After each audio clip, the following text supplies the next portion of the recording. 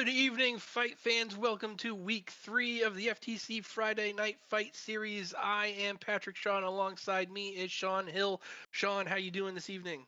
I'm good, man. I've been looking to this forward to this all week. I missed the broadcast on Wednesday, sadly, but I'm excited to see some games tonight. It's been the highlight of my week, and I guess it's going to be the highlight of a lot of people's week watching as well. Absolutely, and we're going to get right into it in a minute here. We have 3 action-packed matchups for you tonight, and we're going to start off with Andrew Henderson of the Tavern Brawlers versus Sean. You do it much better than I. Pierre Olivier from the Separatist Union team out of Quebec. Pierre Olivier is the player who finished, I believe, second at Battle Hardened Philadelphia on Dash, I believe.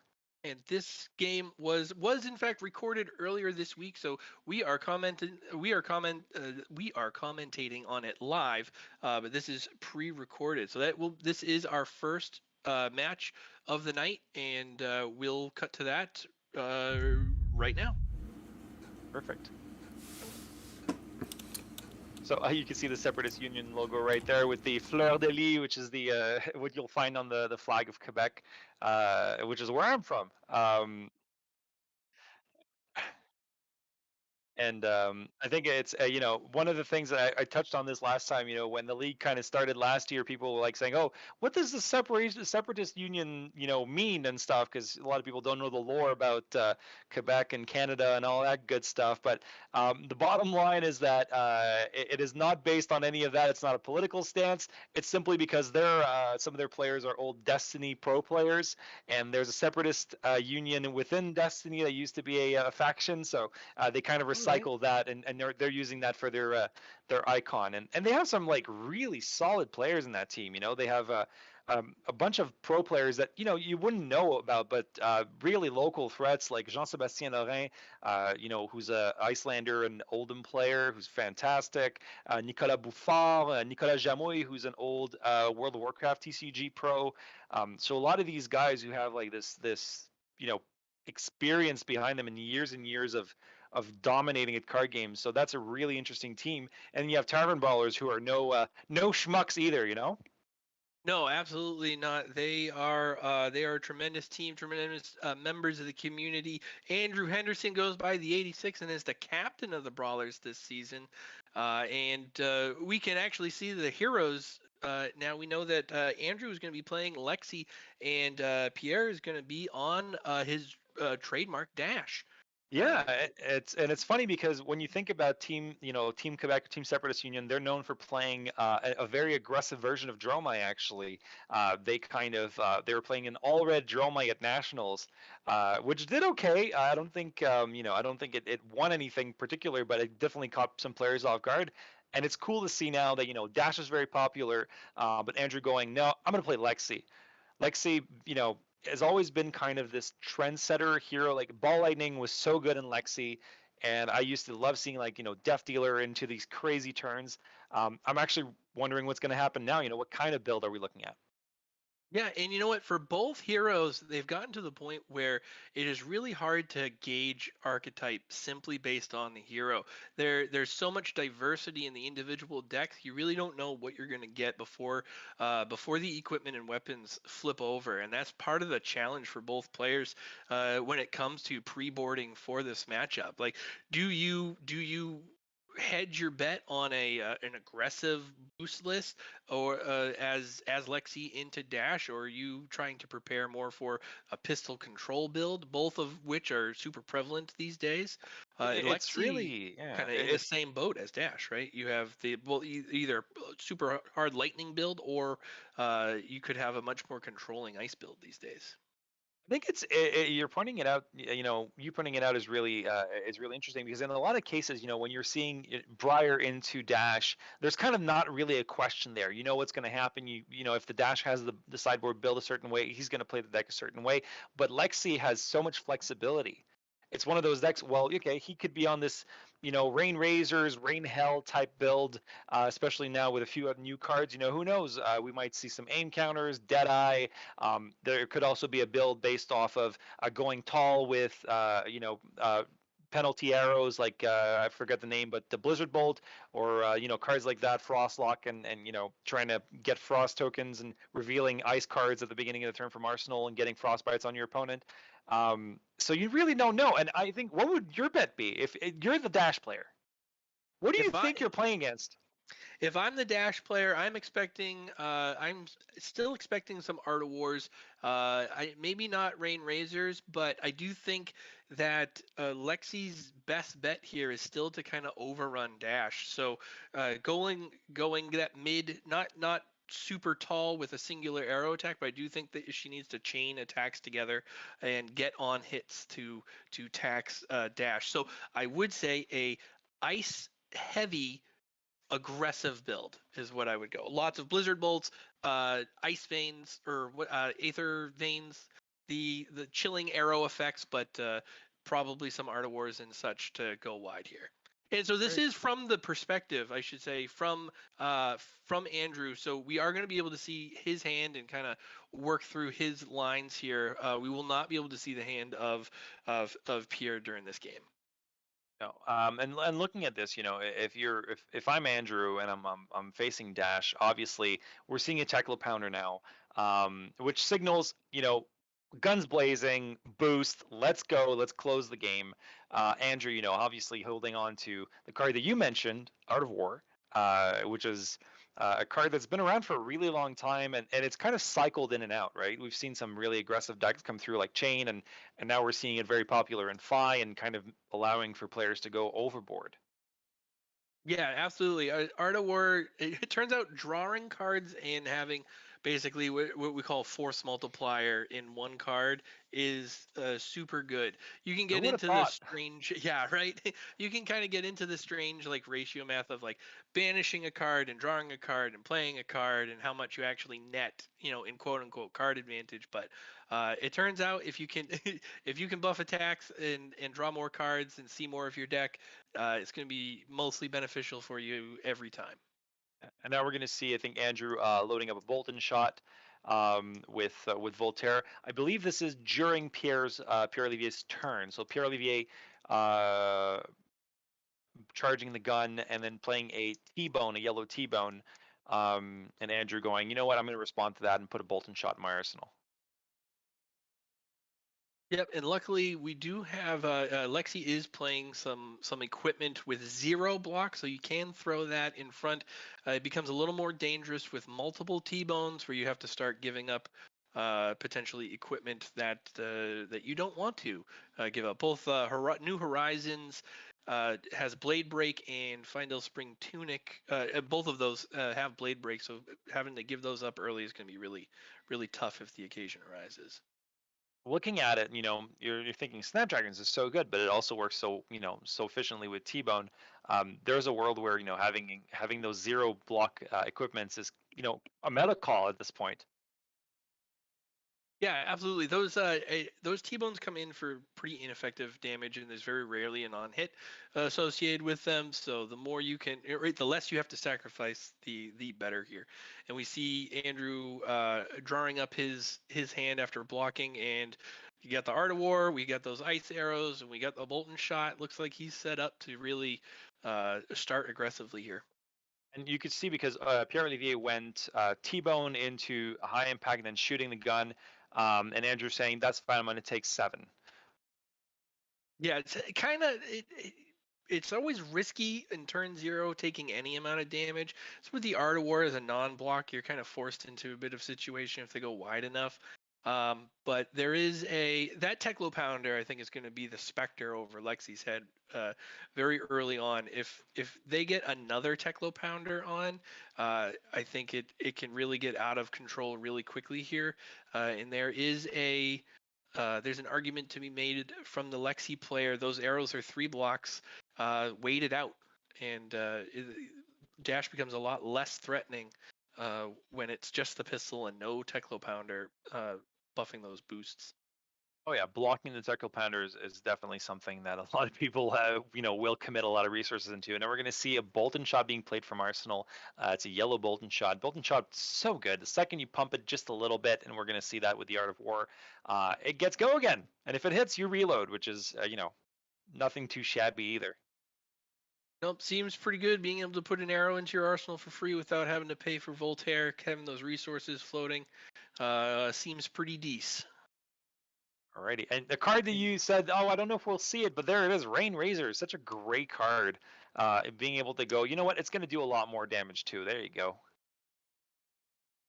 Lexi, as long as Lexi is drawing into her threats, she can really be as overwhelming as any other hero in the game. The consistency that she can show uh, between multiple attacks, tall attacks, and awkward breakpoints can really put you on the back foot. Her basically every opponent feels like they're waiting for the brick, right? The non-arrow attack hand, and she's susceptible of it, but you can't bank on it. You have to expect that she's going to be coming full bore every turn. It's kind of like playing against Runeblade and going, oh, I'm just gonna wait for you to draw all non-attack actions. It can happen, but if that's your game plan to expect that, you're in for a bad time. So we're seeing a block actually from Pierre Olivier on this point because that I couldn't see the card well. I'm not sure if that was a Pathing Helix or the I think it was a Heat Seeker Yeah, I believe new it card. was. Yeah, exactly. Coming in for something like 8. So we saw a block being respected there. And back to Pierre Olivier with 2 cards and an arsenal. And the 0 to 60 for 3 coming at Andrew. Again, they're probably just taking most of these. Well, I don't think there's any. Tackle Pounder going, oh, you know what? 3, make that 5. Yes, you are absolutely right. Techno Pounder doing work here. And wow, and we're seeing Andrew just saying that's fine, send it in, bring it in, that's fine. If we're looking at Andrew's hand, which we have his perspective, we can kind of see what the play is. I believe that is a ice quake in the arsenal. Yes, I am. Yep, there it Yeah, is. there it There's is, red the ice quake. red ice quake. So here, they're likely you get the Voltaire activation to load an arrow in, likely with go again, and then you have 2 red arrows coming in after that red ice quake, and it looks like a fuse card for both of them too. So a very potent turn coming up here for Andrew. Red ice quake, the +3 is already good enough, and then it's like, no, you're gonna get a frostbite too. Oh, and on top of that, I'm gonna play a chilling ice vein fused, who's gonna give you a frostbite, and you're gonna lose cards. Oh, and on top of that, here's a blizzard bolt. Yes, all all terrifying things. This is a blizzard chilling ice vein for 8, presumably with go again. Oh, definitely we go again. Yeah, we can't. We don't have any audio on the players, but I don't think Andrew would. Unless Going he's for the got some kind of 9. secret tech. Yeah, yeah. Unless- But we do Perfect. see the block for this is the block for 8, right? It looks like the equipment and this is a Crown of Providence used to block, and then 2 cards from hand blocking for 8 here. Wow. And is that the card from Arsenal? Yeah, that's the card from Arsenal being thrown under the deck. Crown of Providence, so good. Oh, And we see and Blizzard Bolt arsenaled. yeah, Blizzard Bowl Arsenal with Voltaire. I think he ran out of resources on that initial pitch. Yep. Uh, and the Blizzard Bolt will not be fused, sadly, but it will have the it will have the frost Yes. uh, ice Yep. quake Yep. effect. Yep. Yes. Sorry, yeah. And yes, it will have that both effects still for the turn, and looks like a full block, 2 cards more. So 4 cards being taken off of Dash's hand here, left with 1 and no arsenal, and here we go. A little awkward 1 arrow attack, but you have all the other weapons you could possibly ask for here. So greedy, he puts the tunic His into his hand, yeah. hand. Those great TTS moments when you draw either 44 cards or draw your tunic. But yeah, tunic up to 3, and you mentioned it. Yeah, 1 attack, 1 arrow, Very but potentially kind of precarious situation. I think he might have to give up one of the 3 here, probably the razor. Um, the question becomes, oh, no, he's going to use the razor. He's going to and pitch the Art of War. Okay. And All three right. of a kind. Okay. And then use the 3 of a kind. So he draws 3, can't play cards outside of his arsenal, so he needs arrow attacks or just attacks in general. So he does have an icy encounter, 2 Bolton shots, and a blue polar blast. So he's sitting pretty, and now his arrow attacks get +2 as well. So that's a Bolton shot for 6 with go again because it deals more than it's presenting more than 4. So it gets go again, and I if it believe hits, this you get a may even reload. be 7 because there's no reason he should get go again from the Rain And Razor, so plus 1 likely from loaded Voltaire. Yeah, Voltaire. correct. Yep. Absolutely. And that's the question. It's here's 7 more. What you got? Show me what you got. You gonna give me 2 cards? And I think it's gonna, it plays out like this until Dash hits harder, right? Dash Jazz was able to get some stuff going early, and generally when you have these big turns like this, as the defending player, generally the rule of thumb is to just preserve life, right? Like put the cards in front of the big attacks. You know that you're not really going to like your turn value isn't going to be as much as they're going to produce. So, right, the most advantageous thing for you to do at that point is usually to block out. But when you have so many, right, like we talked about having the Art of War turn, now we have the 3 of a kind turn. We saw him pitch the Art of War. These consecutive turns over and over again that Well, you know I love what Andrew just did. So he hit with the Bolton shot, reloaded, and put an icy encounter in the arsenal face down. Used Lexi's ability to flip it up, give him a frostbite, and then said, "Voltaire, let's put another arrow in there and shoot it." Oh, it's killer. You know, that's when she's that's awesome. when she's rolling. She rolls hard. That's awesome. Just being like, you know what? Let's put this icy encounter in there, give you a frostbite, and keep shooting at you. So we're gonna Well, see the second Bolton shot coming in. Um, it looks you like know, he ate the first one. Went down to 27 and that's a to pretty, get the reload. that's pretty disciplined because as a boost dash player, don't you just say, just send it, just do your worst, I'm coming back for you. Do your worst. Yeah, Dash, especially these days, can race with the best of them, and is usually immune to effects like the frostbite token. They're just so resource friendly these days. But we do see they did use 2 cards this turn, so they are left with 2 cards in an arsenal That's here. interesting. So life parity 25-24. Pierre over Andrew by 1 life point, but we do see the 2 cards in the arsenal. Dash very capable of doing some pretty gross things with minimal cards and seemingly minimal resources. That explains one of the things. There's a Teclo Pounder being pitched away. 0 Ooh, to 60 coming. Teklo, We see the boost. Teclo Teklo, Core going in. yeah, Teklo Pounder being pitched. That's tricky because, like, how relevant is that second Teklo Pounder in play? Well, it's a very good question. It looks like they did eat it. You're probably going to see here's the Foundry Heart activation, 2 more banishes. I haven't And seen a ton. I don't know how many new cards I guess I would expect to see from Dynasty, but I haven't seen a Pulse Wave or anything like that here well, soon. yeah, I do think. You know what? He's got a throttle. there it is. Yep, Throttle for 8. breaks the Goliath gauntlet, right? And that's that right. Disgusting things to do with minimal cards and minimal resources. We just saw the 0 to 60 get the buff from the Teclo Pounder, followed up by a Foundry activation for resources, and then an 8 attack after Goliath gauntlet, and now pistol because the And now pistol for 2. throttle had boost. It got boosted with the go again. Not bad. Not bad. And Andrew's like, you know what? Yeah, I'm gonna give you some cards here. Yep. Let's try to preserve because Andrew's been like, Andrew did what I thought the dash player would do, which is just send it, It's fine. I'll take the damage. Um, and now Andrew going, yeah, it's a little too much. I'm gonna stop there. Saves the endless arrow. He's looking at his bracer. He is going to Arsenal. It does look like an Pass. Arsenal pass. Yep.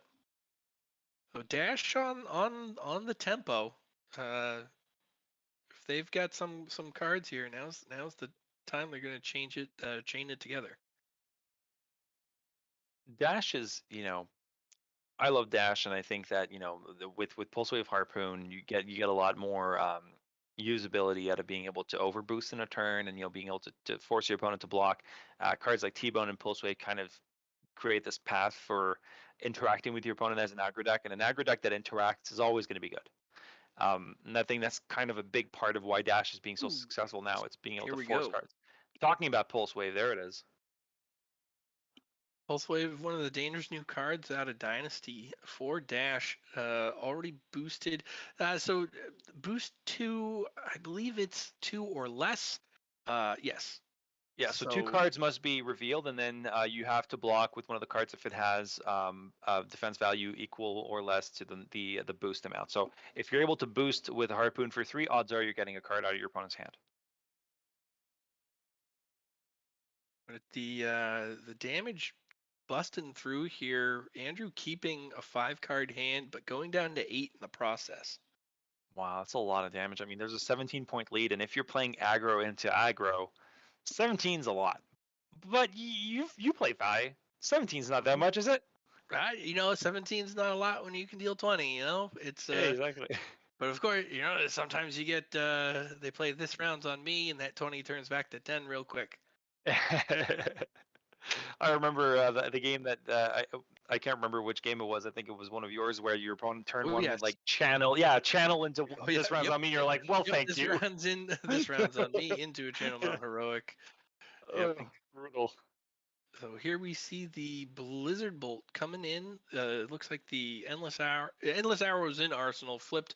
Uh, the Blizzard Bolt loaded and fired with go again. I have to presume there's another arrow in hand and a Polar Blast as well. Yeah, and we're looking at one floating left on the Frost Lock, I would assume, which is plenty to. It's not plenty, sadly, to load up the other bolt, but you're going to be able to see a turn of, Blizzard Bolt again would go again, and then Endless Arrow bring it back and hopefully arsenaling it again. Do you One thing think? that's go for it. Sorry. No, no. It seems like a little too late here. If Lexi can get the hits and get the frostbites to kind of stall Dash a bit, maybe can regain tempo. But I don't see the cards here to make that happen. Well, you've been on Arachne, right? Yes. I think there's more and more value to like really good on hits, and Lexi's really great at that. Arachne is like the on hit king at this point. Yeah, yes, definitely. Arachne is basically every assassin attack is a walking on hit. Makes you really think about what you're doing. The on hits can be a little uh, depending on who you are as defender. Sometimes you care about a banished card, sometimes you don't. Looks like right now the Dash player did care about those Blizzard bolts, but now has to deal with an endless arrow. I don't know if their Foundry is that 2 battle worn? I believe it is. So Yeah, a 1 card block guaranteeing the endless arrow back to hand. So a savvy play, and we see the Snapdragon scaler's broken, the bracer's broken to put the endless arrow back in arsenal, and fired again. and this time I believe for 5 bracers should give it +1.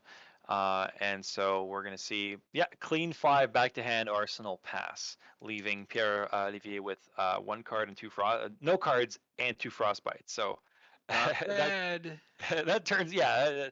Oh my Oh, lord. Okay, oof. Yeah, we both saw that, uh, uh, huh?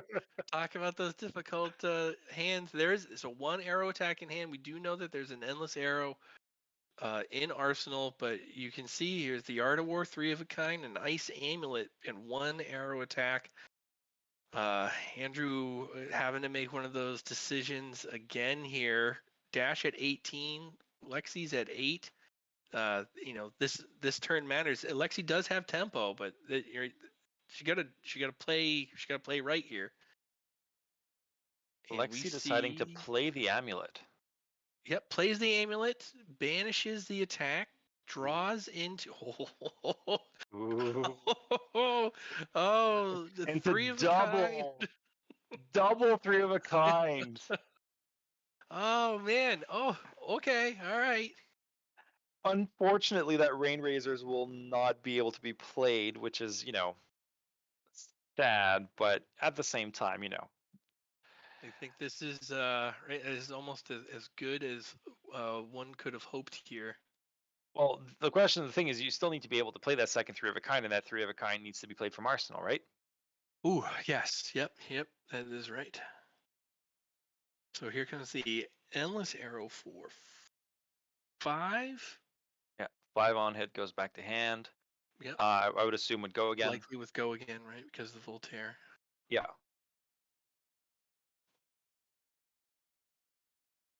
and I kind of want to take a second to digest this and see, life totals are pretty wide. You're looking at a 10-point differential in life. Presenting 5, Pierre Olivier might just say, "What's the threat here? How much can I really take?" Yeah, right. And that is it's a weighty decision here. Lexi's Lexi's at a low enough life total where Dash can do some pretty gross things. Like Dash will threaten lethal with cards in hand next turn. So I think every blocking decision at this point has that in mind. Endless arrows, right? Usually a pretty no-brainer on block here, but given the circumstances here, there might be some value in just taking the hit. I think so too. I think if you're Pierre Olivier and you're holding fire, you're holding anything that has, extendability or impact into combustible courier, into so on and so forth. You just hold on to those cards. You take the damage and you say, "Perfect, my turn."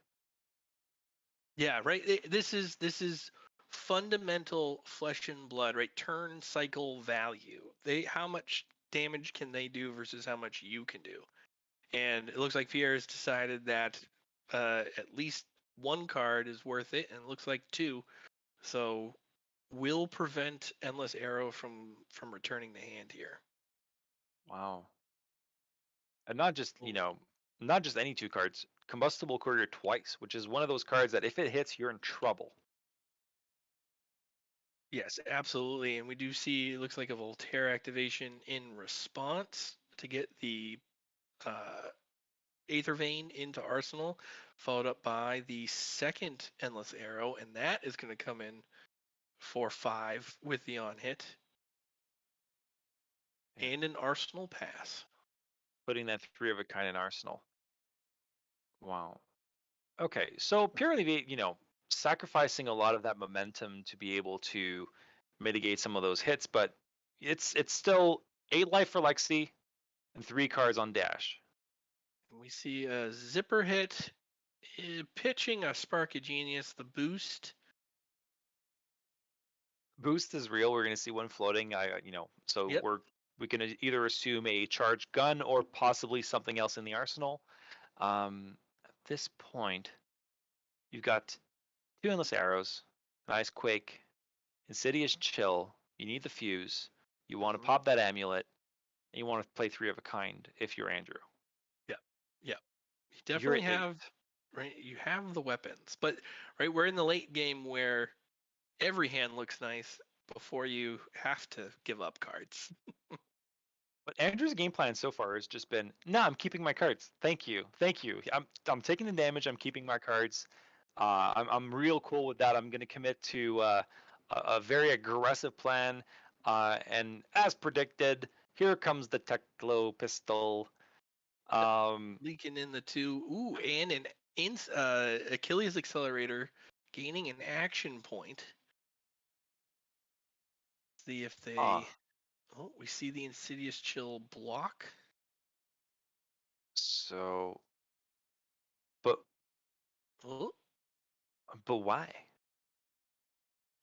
that's a very good question. Doesn't look like they did anything productive with the action point. It. I don't know. I, Well, I'm perhaps we're missing something because we're I not might be not missing there, but something. that's Ooh, but we do or see. Go ahead. or it was one of those things like I'm gonna fake you out a bit, you know. Yeah, yeah, maybe, right? Get the action point as an instant, force them to think about the block and get a card out of their hand. And Andrew looking in good shape here. Three of a kind, heat Heat seeker, Seeker. two endless arrows, and I think that's a sleep dart and an aether vein, all ready to go.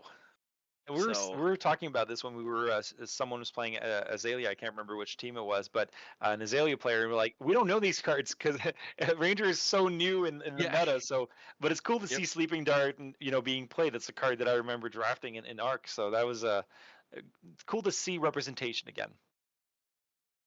This here being represented as the pitch card to feed the beast here, Voltaire, with the Aether Vein coming at Dash. Took the initial hit from the Heat Seeker, which I has an on hit, I believe. Yeah, you take the top card of your at the beginning of your end phase. You take the top card of your deck and you put it in your arsenal face up. Actually, yeah. That seems pretty good. Following up with the Aether Vein Dash at 7, 5 card hand. Not lethal yet, but we know Andrew can potentially present lethal if this hits. Yeah, the chilling ice vein. I mean, sadly, it is not fused because had it been fused, you would have seen an activation from the amulet, and then kind of there goes the party. Um, I keep saying Voltaire's been Aether used, Vein. You're right. It is a chilling ice vein. It is not an Aether Vein. That is something else entirely. but you know what? Looking at that right now, we're seeing both of I. I feel bad for Andrew at this point. I'm like, I wanted an extra ice card in his hand. That any of those Yeah. cards, if Right. that any of those cards had been an ice card, it would have been so nice. So Would have. nice. Would have. And Purely V is saying, But I'm gonna go to one. yep. Going to one of 3 cards, card and arsenal. Dangerous things can happen as Dash here. The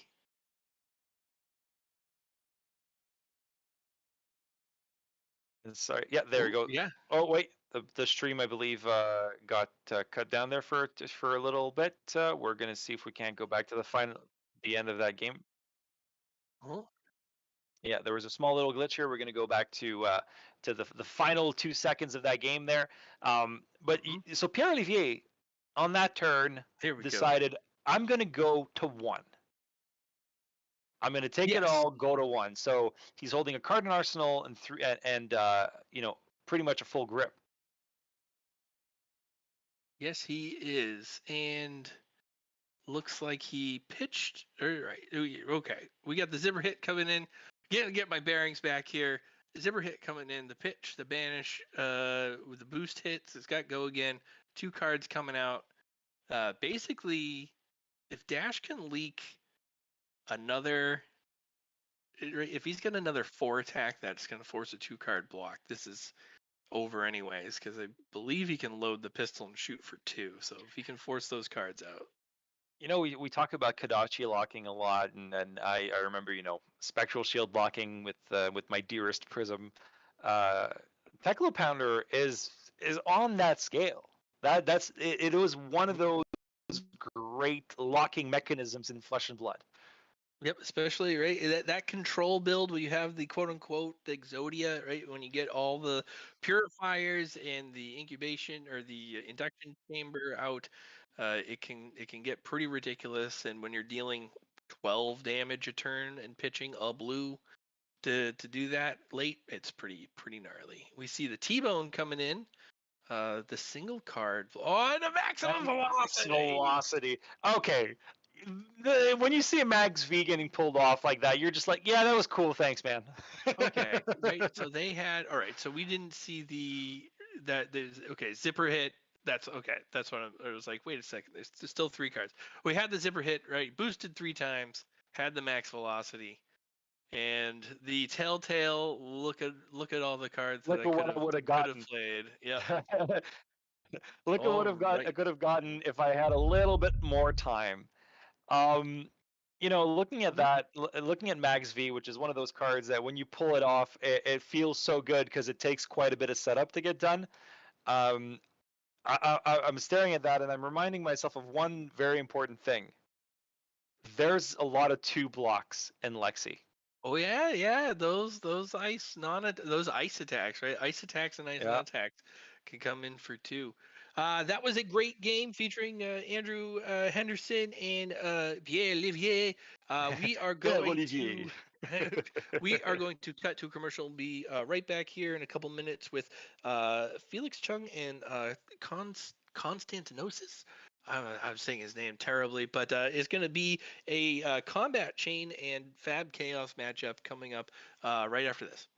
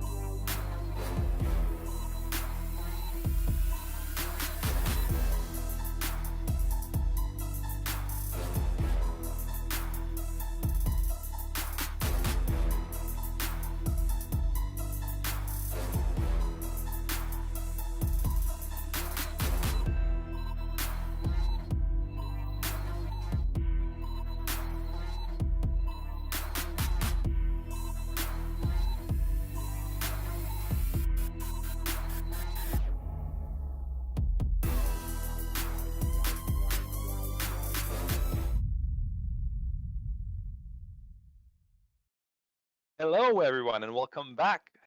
I'm Sean Hill. I'm joined by Andy Modell. Andy, how are you? Hey, I'm well. How are you, Sean?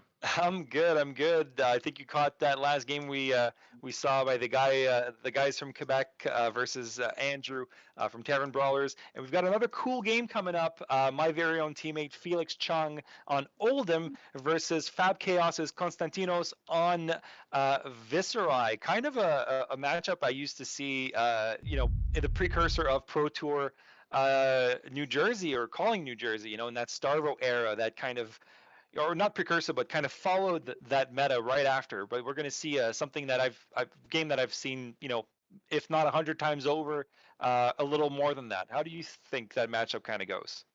Yeah, well, things are very different from back when we were going over to New Jersey. Viserai doesn't have Bloodsheath Skeleton anymore, though I guess that might have been banned right before it. But also, we're seeing Oldhams instead of Starvos. Recently, with all of the stuff that came in Dynasty, you've been seeing a lot more either rune chant generation on the Viserai, or maybe a more pummel style with all of the Deathly Duet and the 2-cost things that came. Right here, we see a very, very strong start from Viserai, though. Getting the Runeblood Incantation out, as well as Read the Runes, just bringing up those rune chants. Definitely leaning towards heavy rune chants against Oldham is an effective way to get around all the defense that you can see from a Guardian like that. Absolutely, and we're going to see a card that was very hyped at a time, and now we're seeing it being played a bit more. Erase Face. Erase Face essentially saying you are no longer a rune blade for the rest of the term if this touches you, or at least it shuts down all your interactions.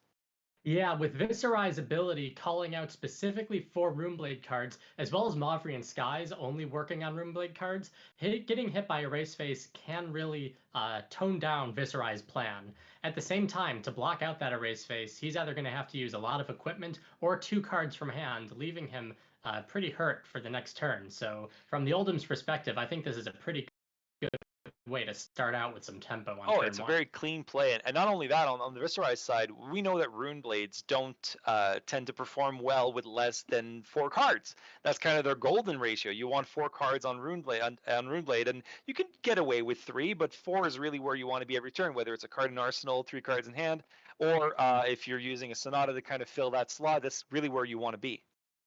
Yeah, and also like in that previous match, Runeblades tend to have a few 2 blocks, so we'll even see if 2 cards from the Runeblade are able to block out Erase Face. Now, just a reminder to the audience, who's on the left and who's on the right here?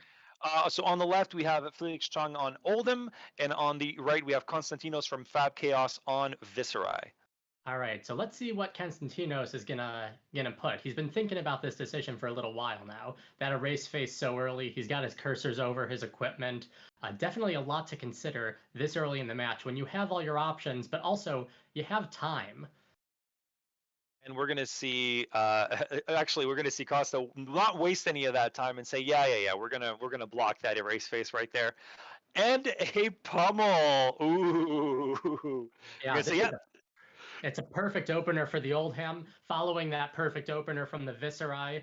Unfortunately for the Viserai, this is a very, very heavy tempo move. It almost feels like overcommitting on the Oldham's part, but realistically, if that's your hand against Viserai, there's no second thought. It's yeah, okay, perfect, Erase Face pummel, thank you. Yeah, and from the Oldham's perspective, just looking at for the length of the match, it's your first turn of the game. You got a counter on the grasp. You got rid of that crown without even getting a sink below effect, and you got 2 cards out of your opponent's hand. I just couldn't imagine a better feeling starting off as an Oldham right now. Well, I guess maybe if all those rune chants weren't around. Well, exactly what I was going to say. I mean, all things considered, we're still seeing 5 rune chants on the table, opening on turn, on his turn 1, really, which is not shabby at all. And we're going to see Swarming Gloomblade, Gloomveil into those rune chants activating as well. Yeah, so we're not getting any additional rune chants, no Runeblade cards coming in because the Erase Face hit, but I believe he still has Go again because the rune chant was generated from Incantation. So there is a possibility of coming in with either the card from Arsenal, card from hand, or that Rosetta Thorn following this. Not a shabby comeback for sure. But your thing, we were talking rune blades, generating rune chants and, trying to go big. Cards like Looming Doom are kind of being, spoken about in the community, being, oh, this card's really great. If that were the plan, I think you sit on those rune chants, right? It depends on the plan, it depends on the course of the game, and it depends on what you have. We've seen one read the runes, one room blood incantation. We don't know exactly what this Viserai is running. Whether Konstantinos is trying to do something that's a bit more aggro heavy, whether he is really trying to do a lot more of that rune chant generation. At the time, Viserai, you really either have to have options and be able to play flexibly, or you have to wait it out. I wouldn't want to be in a Runeblade position with the cards that we've seen so far, two of these Swarming Gloomveils, and not be presenting some sort of attack into the Oldhim. You can just leave the Oldhim too much room to come at you with big stuff. I think we saw maybe he pitched earlier, a Spinal Crush, all this stuff. It can just be very effective in getting down the Viserai before a true OTK with a lot of rune chants can deal too much. Absolutely, and I think one of those things, we're mentioning big attacks. Nationals, last Nationals, kind of taught us that pulverize and just going for glacial footsteps is a game plan, and you kind of have to respect that as well. If you don't take those cards away from Oldhim, you could be opening yourself to taking 10. Mm-hmm. Yeah, Oldhim maybe not the best at using like a 4 or 5 card hand, but you leave him with a lot of cards, he can deal a lot of damage with those high power Guardian attacks. Right now, threatening the Frostbite, hitting with that Frosty Hammer, Viserai willing to take that so Constantino can come back with all 5 cards, probably able to pitch an extra resource just to get rid of that Frostbite, no problem. Oh yeah, long gone are the days of red line rune blade. These rune blades run 18 to 21 blues. Mhm. And here we have a Mordred Tide. This is probably one of those big power cards for Viserai. Rune Generation basically doubled, but realistically, every time you get one, you get another. Over here, very large attack. I believe that's a red one, right? Yeah, it's a red trail for sure. So red trail coming in for that glorious 7. I do not believe it has go again. However, Constantino's kept a 5 card hand. Are we going to see a creepers activation? Yeah, Spellbound Creepers is definitely my favorite set of boots in the game. There are just so many ways to make so much fun effectiveness with it. Right You now, you you, you say fun. I think flashing in Revel. That's not fun. clearly you haven't played enough Runeblade yourself. I have Back in not. the days, when Chain had those Swarming Gloom Veils, when Viserai had the OTK, right when Everfest came out, it was a very fun time. But at the same time, as the opponent, you got to be thinking, how can I stop those boots from sticking around? We see Oldhim here. He has Null Rune boots. He also has a Crown of Seeds, so that is enough to stop 2 arcane damage from Rosetta Thorn if he decides that the boots activated is too much.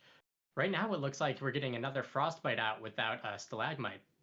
Looks like that's a way to try to potentially slow down the turn if those boots were going to be the difference between something or nothing. I mean, that said, if you're Constantinos, do you go, wait, okay, perfect, great block, thank you so much. When that Frostbite is on the stack, I'm going to actually activate creepers and do some other stuff in the meanwhile. Yeah, I think it really depends on how much he has planned. If it is maybe the Rosetta Thorn that would come in and that can no longer come in, that's one consideration. If it's a Revel in Runeblood and there's not enough resources to then also swing with a weapon or another attack, that means that Revel isn't going to do anything because the rune chance will go away.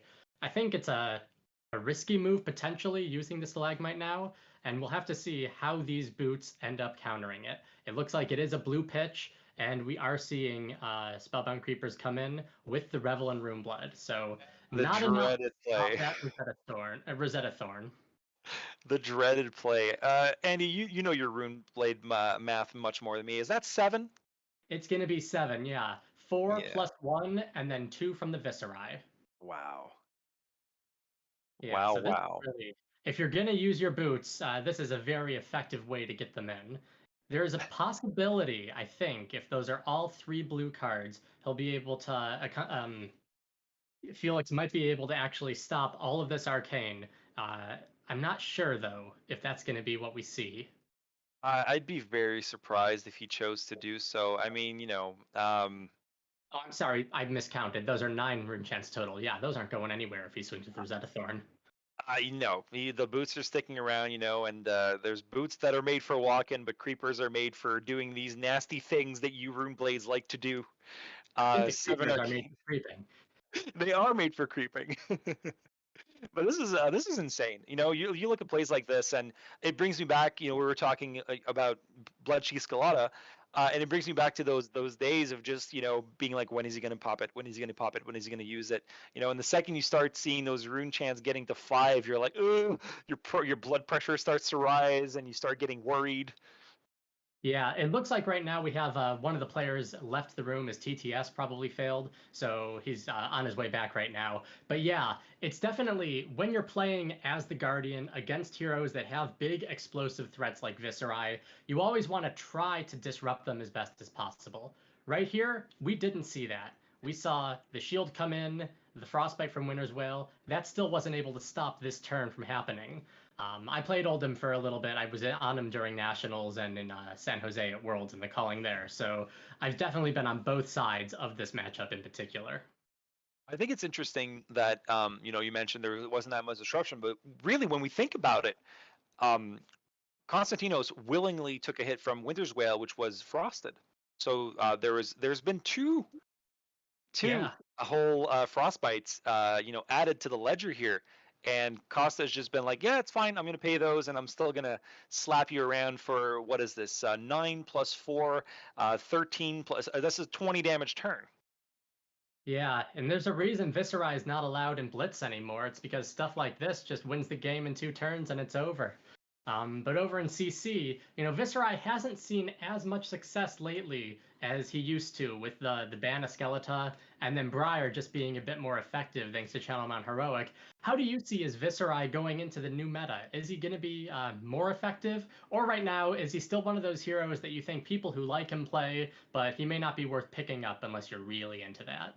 Well, look, I think that's I don't want to say that's subjective, but I'm a big fan of playing what you like, and I think that Viserai has a big fan base. A lot of players like playing Viserai, and it's kind of one of those things like we like the stock. People like Viserai and they want to play Viserai because that's what they like.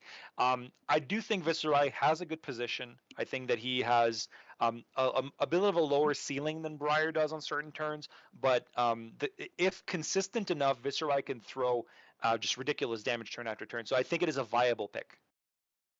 Yeah. Right now on the Oldhim side, we see what I would consider as one of Oldhim's most threatening plays. First, he didn't block very much of that last turn. He throws out a Command and Conquer, pitches a blue, and has Tunic on 3. What do you think the odds are that that last card in his hand's a pummel? Well, look, if I were a betting man, I would say either that card's a pummel or what's in the arsenal is a pummel. there's not a chance that there's no pummel here, because if you're Felix and you're holding on to that, there's also a possibility that he just didn't have enough blues to really block effectively last turn on all those things, right? So if he's holding a red pummel in hand and a red CNC, there's a world where you just say, I'm just going to throw it at his face. I'm just going to keep it, and I'm not going to mitigate any of this. I'm going to let the turn happen, let it wash over me, and then start fresh. Yeah, and it looks like we're seeing out of Arsenal. There's the pummel There it coming is. over, taking another card out of Constantino's hand.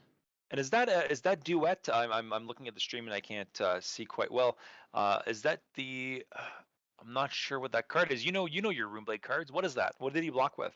My screen resolution's also not the best right now. I want to say that's a Deathly Duet, mainly because it's blue, but I can't be positive. Yeah, and we have confirmation. It is a Deathly Duet, new card from Dynasty. Very cool.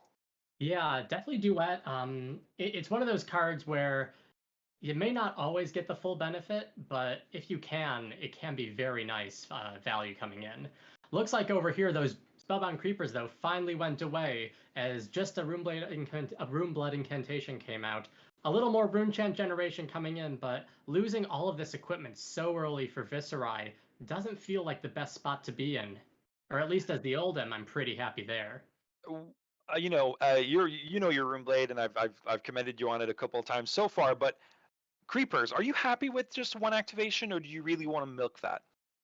The way I see Spellbound Creepers in Runeblade is the same way I see Channel Lake Frigid in Icelander. It's one of those Ooh. cards where if you can get it out for 1 turn, that's 1 turn benefit. If you can get out for That 2 turns, that's even more benefit. If you can get out for 2.5 or 3 turns, that's really max value. And on a card like that, it basically wasn't that much better than the Snapdragon Scalers this game, right? no. Sure, you have the option for the future, but really you want to be getting as much out of these equipment as possible. And with that beautiful segue into Channel Lake Frigid, we're going to see Channel Lake Frigid being played, expertly done by Felix and by Andy, pointing that out in masterful execution. And a Terra Sunder, which is a card that I absolutely adore, into a Winter's Whale. Yeah, Terra Sunder, I think it's a bit better than Buckle, the new card that came out, just because discarding 2 cards versus putting a minus counter on an equipment for the Dominate. But yeah, Terra Sunder, ever since it came out in Everfest, it's definitely been one of my favorite cards, not only for its effectiveness, dominate, threatening a discard, but also look at that art, man. That figure Olin in that full armor tearing asunder is just so sweet. And what's funny is, we are kind of seeing a resurgence in the number of players, at least locally in my side. We're seeing more and more players, and Everfest is one of those sets now where people are saying, "Hey, I need to find these cards from Everfest." When Everfest came out, no one was really that excited, but now people are running around going, "I need Stalagmite. I need Terra Sunder. I need Swarming Gloomveil. Where are those cards?" Funny story. I was over in San Jose at Worlds, and I had some tickets, some prize tickets from doing a draft event at the end of Sunday. And at the prize table, the guy was trying to give me a deal on Everfest boosters. He said he had way too much Everfest. He would give me like half a box for the few tickets that I had, just because he wanted to get rid of the product. Wow. And talking about getting rid of things, we've got a Spinal Crush coming in, which will get rid of all the Go Again if it hits. Yeah, looks like that Spinal Crush is coming in. I can't tell in the pitch zone. I don't think I see enough ice cards to keep that Channel Lake frigid, though. No, there isn't, sadly. But, Channel Lake, it's like Creepers. It's good, it gets better, and then it's best. It's still good. At one, it's Yeah, still good. yeah, definitely provided serious interruption on top of that last time, or on top of the Terra Sunder last turn. But yeah, Spinal Crush, very, very effective into these decks that like to have things with Go Again. On Viserai, he's got to play a non-attack action before he plays an attack action to get any of his bonuses. And all of those non-attack actions have Go Again if you're going to play something after them. This, though, is a very, very fine counterplay following it.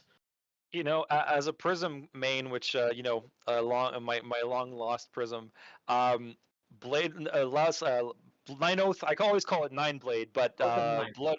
There you Or go. Uh, that card is so good, and especially when you're able to quote unquote cheat it in, it's so oppressive because when you are able to cheat it in, it's not only coming on its own. You have enough rune chance to cheat it in. It's coming in with the damage of the rune chance. Yeah, and here it looks like he had exact value: 6 rune chance, a blue pitch, and a 9 cost. The math all added up for him there following that Spinal Crush. I think his blocking was very effective with all this planned. And as Oldhim, this is one of those cards when I played Viserai that was effectively a tech into Oldhim, trying to be able to present enough damage that the Oldhim won't be blocking it out, won't be coming back heavily, or they're taking a lot of damage. And right here, it looks like he stopped the rune chance. He still has 9 coming in physical damage. Wow. And if you're seeing the 9, do you say, "I'm going to give you 1 card, try to keep something in my arsenal," or do you just say block 6, unless Felix might have something like another erase face or that would justify taking that amount of damage? Yeah, with the general strategies tend to be that you want to punch him in the face, right? If you're not punching them, you're not taking their tempo, you're giving Viserai free 5-card hands. You have to present something back, or you're going to end up in another similar situation where you have to block with everything. I think blocking with the 2 cards he did, coming back with Winter's Whale, definitely necessary. The extra card for Arsenal, hopefully for Felix, that'll be enough to get him some momentum back. Right now, he is down on life, though he does still have 2 on uses of his Crater Fist, as opposed to just the 1 use of Grasp. And both players, of course, have their tunics still for block. And they do, and Felix also has his tunic up currently. Not that it's going to come into play right now, but tunic can facilitate some of these very expensive not brute guardian cards. that need to be played. Things like those breakers at 5 and 6 and 7. Sometimes you need that little extra push, or you keep it for a pummel, which is always a nice little surprise. Mhm. Yeah, lots of options. That's the nice thing about both of these heroes is you can really have options, do what you want to do, keep the game going at your pace, depending on how you build the deck and how you want to play into a given matchup. Right here, speaking of options, looks like Constantino's going to get to tutor for whatever he wants, discarding a non-attack, going to find himself any attack, still has 2 pitch up after getting rid of that frostbite. Let's see what he's going to find. What would you be looking for right now? You know what? It's a really difficult thing to say because if you're a rune chant, if you're a Viserai player, it all depends on what's in your hand.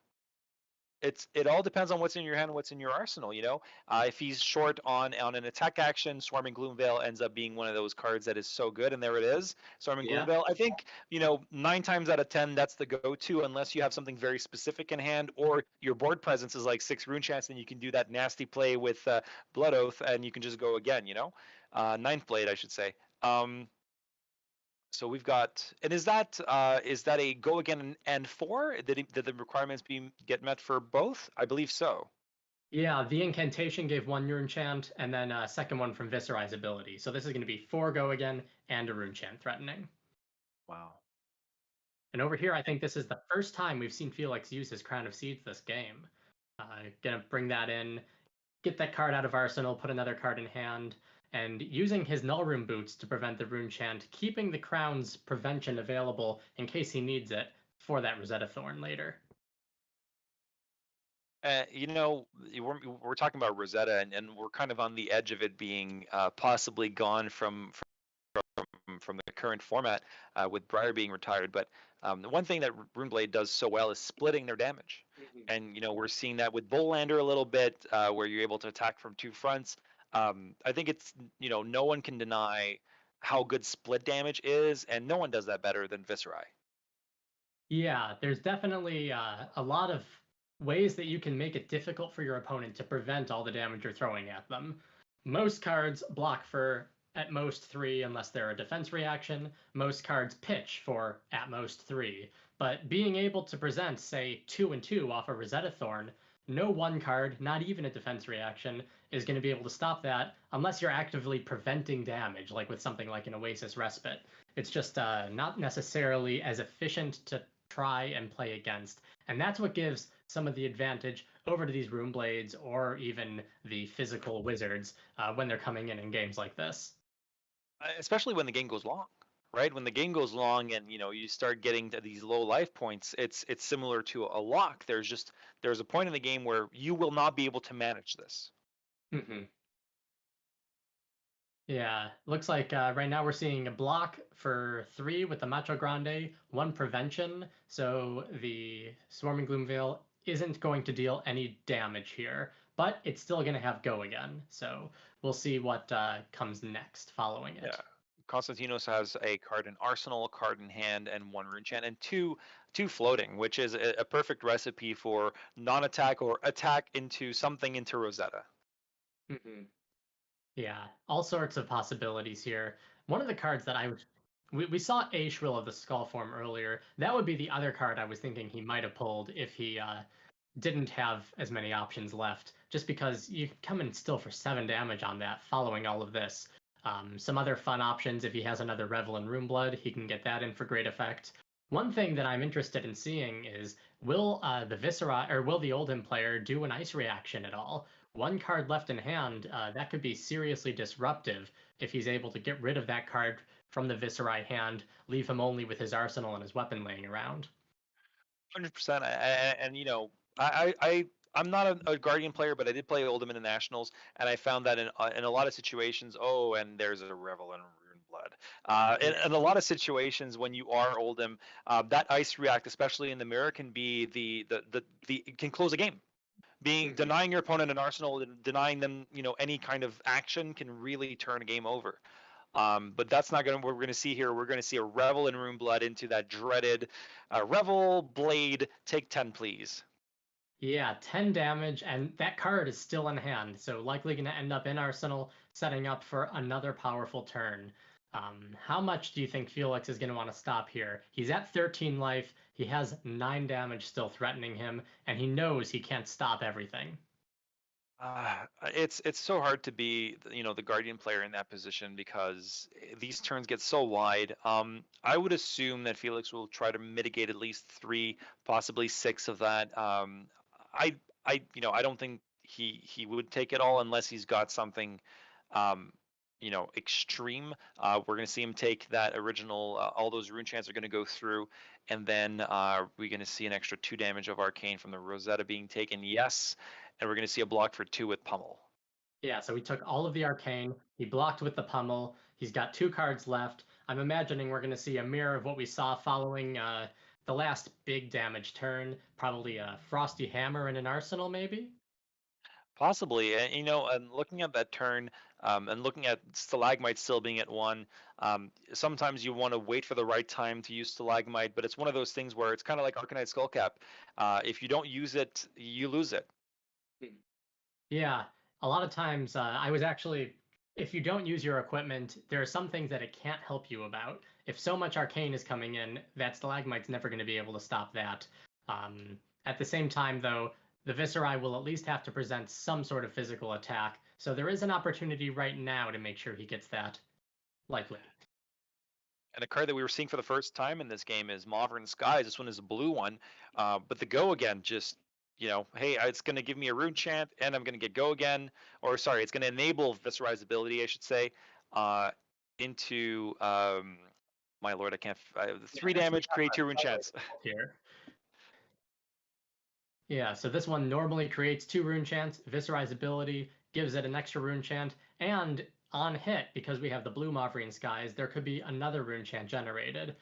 We're going to see what Felix decides to let through right now, keeping track of all 6 life. Is he playing at this point to win, or is it not to lose against the physical and magic assault from the Viscerai? It's the difficult position because if you're playing Oldhim, and especially those new lists that kind of tend to be a bit more aggressive, I feel like the most effective way of playing, and this is coming from a complete Guardian novice, I feel like my way of approaching the matchup would be to try and prevent as much damage and kind of hide. But are you just delaying the inevitable if you're doing that? Yeah, there's some element of disruption to try and slow things down. That's what I found as Oldhim tends to work heavily against the Rune Blades, the Fis, the aggressive decks. We haven't seen too much disruption coming from this Oldhim, though. We saw the 1 pummel, we saw a few Frosty Hammers, the 1 Stalagmite. But right now, I think the game plan and the cards just haven't been lining up. Even last turn, when the Winter's Will came in, that was pitching a Guardian card, not an Ice card. So there wasn't any Frostbite threatened. Right now, 4 cards in hand, 1 card in arsenal. Tunic is still up, so if Felix needs it, he can activate the Crown of Seeds for free. But knowing that rune chants are likely to come in, he's really got to consider what is the best use of all those cards he has. Absolutely, and looking at the game and how it kind of played out, it's really unfortunate that as you mentioned, he did not have that ice pitch because getting that card, the ice react, putting that last card on top, would have been a massive swing for Felix, I think. Yeah, I want to say that it was the Mauvrian Skies that came from Arsenal here, right? Yes, it was. Yeah, so having that card, I guess, in hand, that would have still been available after he drew up. Not sure what the other 4th card would have been, but he had the blue pitch, he had the Mauvrian Skies, he has a 2-cost attack. That's like bread and butter Viscerai. Mauve Skies, 2-cost attack, blue pitch. You can generate some rune chants, get the Go Again, and come in with Rosetta Thorn. It's like the basic turn that leads, if you get enough of those, to just easy high tempo. It's Viscerai's oatmeal before the gym. Yeah. And over here, he has 1 card in hand, which could potentially open up more possibilities, or it could just help set him up for success next time. And it looks like, was that almost a Tunic block? That was almost that was yes, no. Yeah, no. We've all been there. You're like, yeah, I'm going to put that card right there, and you know what? I'm going to reconsider, and then you do that a couple times before you make your play. We still have Creator Fist up. We have Tunic on 1. Crown, hasn't been thrown very often, which it always depends on what's in your arsenal. I mean, again, I've been playing the deck a bit more defensively, so Crown is I use it every time I can. And we're gonna see a block for 4 here. Yeah, and we do get that stalagmite in, meaning in this case, if Constantino is going to want to come in, he looks like he used the Tunic resource there beforehand, so he can still keep that extra card and come in with the Rosetta Thorn. That's the one Absolutely. thing I think as a or as a Guardian, you have to watch. Do they have Tunic before you block with Stalagmite? Because so many times you think you might get that pause, that disruption, but really you're just taking the counter off Tunic, and it doesn't really matter. And that we were talking about that turn earlier with creepers and how creepers be creeping, and getting that extra revel and stuff. I think that turn set the pace for this entire game. I think if you look at the tempo of the game, Felix having a very aggressive first turn with the erase face, and then all these things kind of fell into place, and then Costa went okay, perfect, big turn, and Felix has never been able to find his footing since then. Yeah, with the combination of the Runeblood incantations, building up those rune chants for later, really letting Constantine have the opportunity to present the damage when he has it and present it big. He didn't need to save up until he had a ton of rune chants before he could do things. When he had 6 rune chants, he plays the 9th blade. When he has enough rune chants, he comes in with the Revel and Runeblood and he has more, and it's just so much damage turn after turn. A while back, I remember people saying that Oldhim was Viserai's worst matchup. I think, given the way the Oldhim decks have evolved, given the way that the Viserai decks have evolved, it's definitely not as one-sided as it used to be. Oh, absolutely not. And and that could be said about other matchups. I've been playing Dory in the league, and Dory into Oldhim used to be one of those things where you wouldn't even bother. It was a 0% win chance, and nowadays you see Dory's winning against Oldhims, and you're going, how are they doing that? And it's not necessarily that Dory's changed all that much; it's that Oldhim is on a different game plan. Yeah, it's definitely a different deck from the one that we saw when Tales of Aria first came out, winning those the Battle Hardened or the Calling at U.S. Nationals. Um, it's so much more either aggressive, disruptive, but certainly not as defensive as it used to be. I think losing the Pulse of Eisenloft made a lot of these Olden players really reconsider, am I going to keep these Earth reactions or Earth cards in the deck to let me Earth react for so much? Is it even worth playing Oakenold? I've seen so many people exclude that card from their list just because they find that with the new strategies they're going on, they don't want to have to bog themselves down with all of those differently valued, different costing Earth cards. And a lot of these more icy lists, a lot of these lists that might have more Guardian cards looking a bit more like Bravo, they have different matchups than the old hymns of old. And what's interesting also with that change of Earth being removed, and we're going to see a lot more flexible cards. I like to say things like Frostfang that we're seeing being played here by Felix. Frostfang being one of those cards that wasn't really appreciated up until recently. It does block for 2, which can be a turnoff or kind of a limiting factor, but it makes your opponent discard. It eats Yeah, cards. with Frostfang, you put that on the table, you're getting at least 1 card from your opponent. Maybe they're giving you equipment, maybe they're giving you cards from hand, or maybe they give you nothing and they still have to discard a card or pay 2. Frostfang's also another one of those prime pummel targets, along with the Command and Conquer, along with the Erase Face. Right now we see Tunic is on 3, 1 resource floating. There is a Channel Lake Frigid that's pitched. Channel Lake Frigid usually such a powerful card. So in order to send that away, Felix might have a pummel to back up this Frostfang. I would assume that he does. Yeah, I'm not sure if it would be a red, as we've seen him pitch a red earlier. And I believe this is a red. Yeah, this is a red coming in for 9. So we're going to see him discard 2 cards. A little late for that kind of tempo swing in the game. This is something that 2-3 turns ago might have changed things, but at this point, Costa is on this path of destruction. Of I don't just full send. You're at 3. Let's get as much damage in as we can. Yeah, if Costa doesn't have good cards, there is always the opportunity that Felix can keep enough to throw something that's just too big to block. But at the same time, here we see the Rattle Bones bringing in another one of those Swarming Gloom Veils. We see a resource floating, a card in hand. Rosetta Thorn's coming in for at least 2 and 2. There's no Stalagmite to provide a Frostbite token. Maybe an Ice React can take the card out of hand, but then there's still 4 more damage coming in following these 3 with Go Again on the board right now. Absolutely. And we were talking about Swarm and Gloomveil and how that's the target for Become the Arknight oftentimes. And when someone plays a Rattle Bones, it's also going to be the top #1 choice. Swarm and Gloomveil is great if you can play 3 of them. It's even better if you can play 6. Yeah, back in my Starvo days, I was playing against Eviscerai in one of the Pro Quests in the top 8, and I remember they played the same Swarm and Gloomveil against me 3 times with the initial time they ran it and then the 2 Rattle Bones. It was a very frustrating match for sure. Absolutely, especially if they can get that Swarm and Gloomveil to full value, saying, hey, you're not going to prevent any damage. Sorry.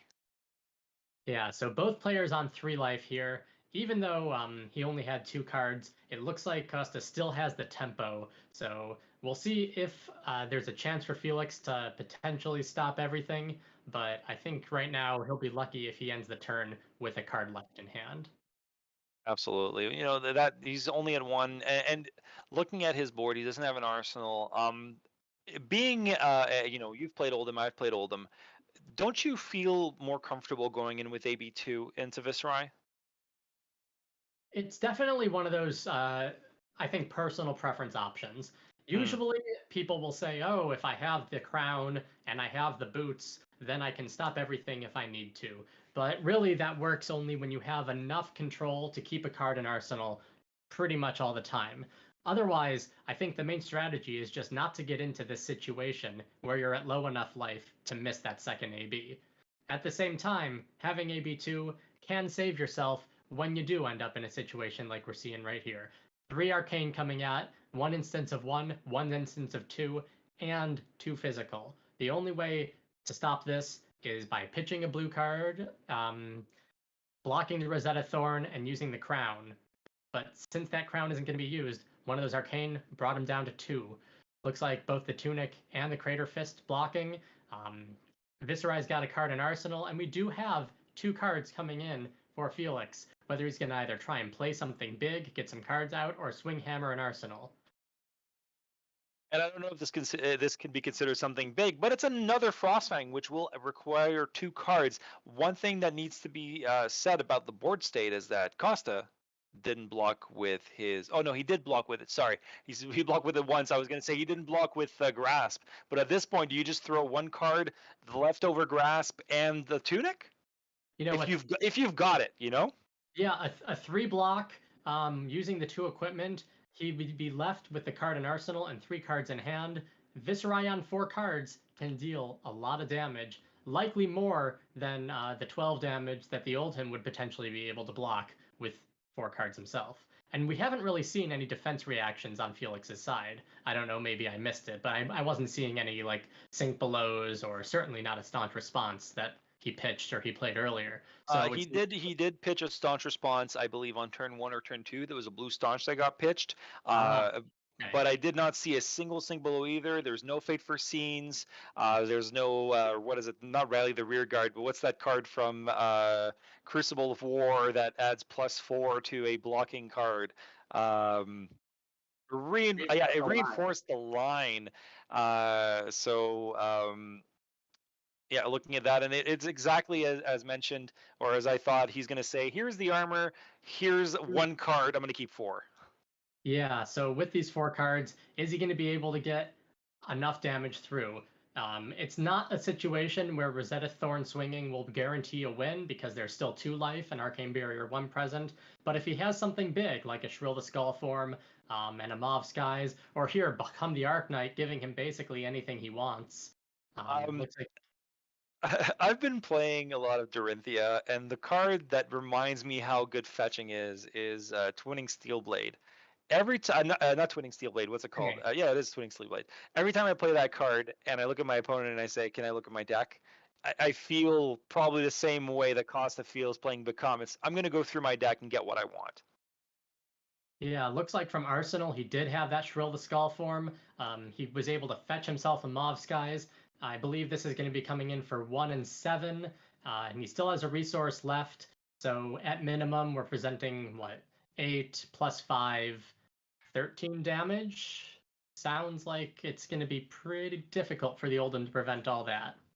I think so too. And one of the things that happened a few weeks ago, we were casting and someone played a Modern Skies. It was a blue and said, "Oh, this gives go again." I said, "No, it gives go again and creates rune chants." And That's those right. can't be ignored. Yeah, looks like we do have a full block over here to prevent that extra rune chant from coming in. But with 1 pitch left, 2 life. Did I miss something? Was there a formal? I think. Yeah, I it looks think. like Yeah, I West think did a formal Felix. Yeah, concession. yeah. I think Felix goes. Yeah, yeah. You got me. It's okay. You got me.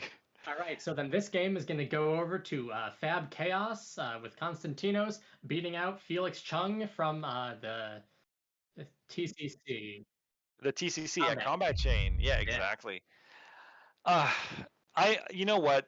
We were saying earlier, you were saying, what do I think about Viserai in the meta? What do I think about Viserai being represented some more? You could see exactly what I think. It's a good deck. It is a good deck. Rune Blades are good. Who would have thought? Yeah, Viserai is definitely great when he's able to get all of his damage in. You know, it has some of the highest output, especially for a 3-card or a 4-card hand in the game. I think mainly one of the reasons we haven't seen as many is because Icelander is very oppressive into the Viserai, but in the Team Cup like this, when everyone's only allowed to play one of each hero per round, the odds of the one Viserai player being matched up against the one Icelander, they don't seem that high, so playing a Viserai in the Team Cup seems like a pretty good move. And over here we see an instance where it worked out in the Viserai favor. Absolutely, and thinking about being able to see all these different characters and seeing Azalea being played and Lexi and Reinar, it's beautiful to see how creative all these elite players can be with their deck building, and we're certainly going to see a lot more as we keep exploring. And I believe we have a live match coming up for all our viewers who are on board very shortly. I believe we're going to be going to a quick break and coming back to everybody with the coverage, for the match, which I'm blanking right now as to the players on that final match. We've got Christopher Iali and playing versus where are my notes? Where are my notes? Andy, sorry, I've got someone in my ear. Versus Cody Montoya. So we're going to be taking a quick break. Apologies for that, guys. We're going to be taking a quick break and getting back to you with some live coverage of our feature match for the evening.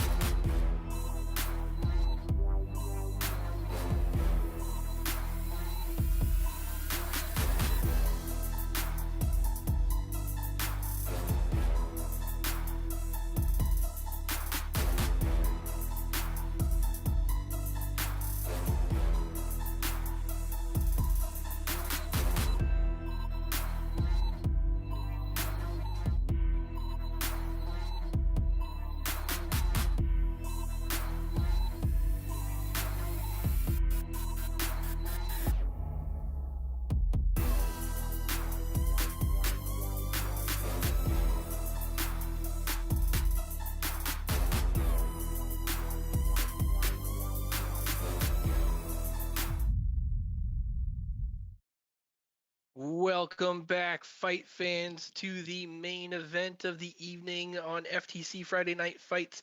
I am Patrick Shaw from the Combat Chain, and on the call with me is Andy Modell. Andy, how you doing? Hey, I'm doing well, Patrick. We just had a great game, and I think we've got another great one coming in. Yeah, and I believe this is going to be a hero rematch of the previous one. But we do have on the feature bout tonight, we have Chris Iali, World Championships finalist. Chris Iali from the Team Experience, aka Top Tech, keep going up against Cody Fuller of Card Advantage. Cody is a veteran player from Card Advantage, has been on the team basically since its formation. And Chris will be on Viserai, and Cody will be on Oldham today. Yeah, Chris, known for his use of Briar at the World Championship. Now he's going to be on Viserai, another Runeblade, and we get a rematch of the previous two heroes, Viserai Runeblade into Oldham Guardian. Here we're going to have Chris on the left coming in and Cody on the right once this game view shows up. And this is actually this is now the third Oldham Viserai matchup that we've had on camera this season. So I think we're starting to piece together the nuances of this matchup, which is exciting. Viserai has kind of changed its complexion a little bit, right? Not so much an OTK build anymore. Pre Skeleton Ban, you had the versatility of that aggro piece with a pretty substantial OTK plan, and now with the Dynasty card, definitely Duet, really bringing in to vogue a more mid-range build has been doing work. Viserai is undefeated into Oldham this season in FTC action, going 2-0 and perhaps more, just on camera at least, 2-0 into Oldham. Andy, what can you tell me? What seems to be the prevailing factor here on Viserai being able to get over Oldham so consistently? Yeah, I think this is something we talked about a little bit during the last game. Looks like the players are having a little lag, so we can chat for a sec. I'm not sure how much of it was the Viserai changing or the Oldham changing. As Oldhams have evolved, they've gotten less earth heavy. They've gotten, a bit less defensive, more aggressive. The Viserais have found that they're really able to actually pack a punch and not get as defended as previously. Though speaking about Viserai changing, over here it looks like we have a Crown of Dominion, a card that didn't exist until Dynasty came out, on the Viserai helmet. Yeah, that's right. We see the gold coin being generated at the start of the game, as Crown of Dominion is being there, and that tells me at least one thing. There's got to be cash-ins in this Viserai list, so I am immediately intrigued. Yeah, I remember when all of the gold stuff and Dynasty came out, Cash In was one of those cards where you saw the price spike real fast, especially as people were looking at potentially building the Emperor. And All right. the Emperor making some strides in Blitz. It's quite the card. Royal cards making a bit of an impact. But we do see here on turn 0, looks like Chris Alley goes first, and it looks like just generating a rune chant in Arsenally. Yeah, given the amount of damage that he's going to put through when Oldhim is going to block with all 4 cards, it's not worth letting the Oldhim filter necessarily unless he really thinks he can go over the top. So a fairly standard move that you see on the Root Blades using Grasp the Arknight. Over here, the Oldhim countering, saying, hey, you weren't able to get cards from my hand because it was turn 0, but I can get cards from your hand without even attacking. Right, the Winter's Bite coming in, forcing the discard or payment, followed up with the Winter's Wail, pitching another Winter's Bite. So a Frosty Hammer coming in for 4, threatening the Frostbite. Yeah, one thing that I think interesting is here we're seeing Oldhim running Rampart of the Ram's Head. While it was really popular initially, I think more recently Stalagmite has been the big shield of choice. Against Viserai, people say, oh, it blocks for 11 because of the amount of times if you can get 2 Rosetta Thorns prevented. How do you feel about Rampart in this matchup? I think before we seen the previous two matchups, I would say, Stalagmite 100%, right? Viserai still wants to be on an aggro plan. You want that strategic Stalagmite to possibly, that stops, 6 to 8 damage if you include the rune chant generation. If they're going to be on this a slower build, I think the rampart value does have some significance here. If you can gain 3 to 4 life this game off of the rampart use, I think you're doing yourself a service. And on top of that, Oldhim, we have the Crown of Seeds. It's very easy for Oldhim to be pitching cards, cycling through, having the resources on defense. Especially with the null rune boots there, with the arcane barrier, everything is kind of intuitive once that blue pitch is in the pitch zone. Yeah. You were mentioning earlier Cash, and looks like we're seeing that first one pitched right here to get a Belittle through. Belittle, Viserai, one of those decks that really made its initial debut with Hayden Dale over in Australia, their national champs, I believe. Now we're seeing it again with the new Crown of Dominion and with Cashin. A lot of stuff that I don't really know how it's going to all play out. This is a new deck for me for sure. Well, that the Belittle build with Viserai is banking on the fact that Minnowism value is extraordinary. We're going to see potentially some frequent creeper activations here to get the Minnowism in. You get that 6-for-1 deal if you have the red Minnowism. Oldhim has a knack of kind of stifling creepers though, because you do need to have that arcane damage punch through in order to maintain creepers. So Viserai really has to be on its toes about when it activates those creepers, because a careless or overly aggressive activation will cost you the boots for the game, and you'll get one use and no block out of it. Yeah, if you're on your if you're not on your toes when you're using your boots, they might just slide right off. Over here, That's good. I like that. over here we have the same equipment layout on the body, the head, the helmet, on the Oldhim as we saw in our last game. So only one arcane barrier, but with the Crown of Seeds, you can stop Rosetta Thorn from being able to get its arcane and basically preventing the boots a bit more easily than if you only had Arcane Barrier 1, like some heroes run into Viserai. Right here, we are seeing the Minnowism that was fetched into this Arcanic Crackle, coming in for 6 with an Arcane damage. So a lot of that mixed damage coming through already. And that is a Rune Blade attack after a non-attack generates the Rune Chant Crackle, dealing 1 arcane as part of its attack. It does not have Go Again currently, and we may not see another attack. This is right. Typically, this is where you would see creepers. It doesn't have Go Again naturally.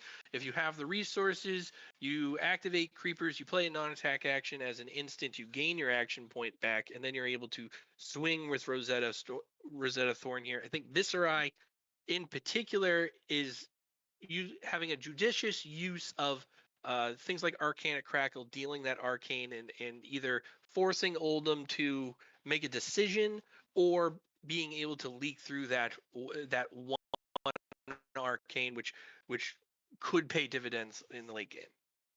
Yeah, it really in this case, I don't think it's really enough resources to make it worth using the creepers, considering that costs 1 and there's no non-attack action to be played. But at the same time, as the Runeblade player, you got to figure when is the best time to get value from these creepers. You don't want to use them early and have a bunch of turns just trying to keep them alive unless you're going to have something that really makes it worth your while. Yeah, definitely. I think we're in for the long game here, and we'll see those decision points play out right as we go. It'd be who's the first to blink, who's the first to kind of extend themselves out. I think both heroes have an opportunity to take advantage of their opponents in poor positions. Oldhim can we've seen Oldhim with very powerful fused attacks and pummels, disrupt hands, and Viserai as well. If your opponent's not prepared with something with like an all red hand, for instance, they can really exploit that that weakness and really deal heavy-handed damage. And we have Oldham here with the Command and Conquer coming in. The very old-fashioned, right? We just talked about disruption. One float, so not threatening the pummel, but here's six and lose your arsenal, being faced down by the Viceroy. Yeah, if this were one turn later, then the Oldham might have been able to do very different things if that Tunic had a 3 on it, and the Pummel and the Command and Conquer right there. But still, threatening the arsenal, basically guaranteeing either 2 cards from hand, a card and a bunch of equipment, or the arsenal going away. So definitely you get card advantage on top of all of the damage that's being threatened here. And while I'm not sure how much we're going to have in the name of defense reactions on Chris's side, you can't use those against Command and Conquer either. No, that's right. And a Crown of Dominion kind of becoming a kind of a glaring exception here, where Crown of Providence, right, would typically just take that, right, take 2, take 4, and cycle your arsenal away to avoid the on hit. Viceroy now forced to make a decision on the arsenal. Yeah, the Crown of Providence, the Carrion Husk, things that you see Command and Conquer, you put those in front when they're an option. They really can help you out. And I think we saw a lot less Command and Conquer being played when Crown of Providence came out. I don't know if Cody was expecting to see Crown of Dominion when he came out in this matchup, but Command and Conquer with the pummel threatened on Oldham is just such a powerful card. You see a lot of it. Over here, we're seeing a second red Minnowism come into play into that Vexing Malice. We have, with the Rune Chant, 3 Arcane presented, and I believe that's 5 physical. So a small combo, no go again, but still pretty efficient use of the cards and the mixed damage coming in with that Rune Chant generated in the back.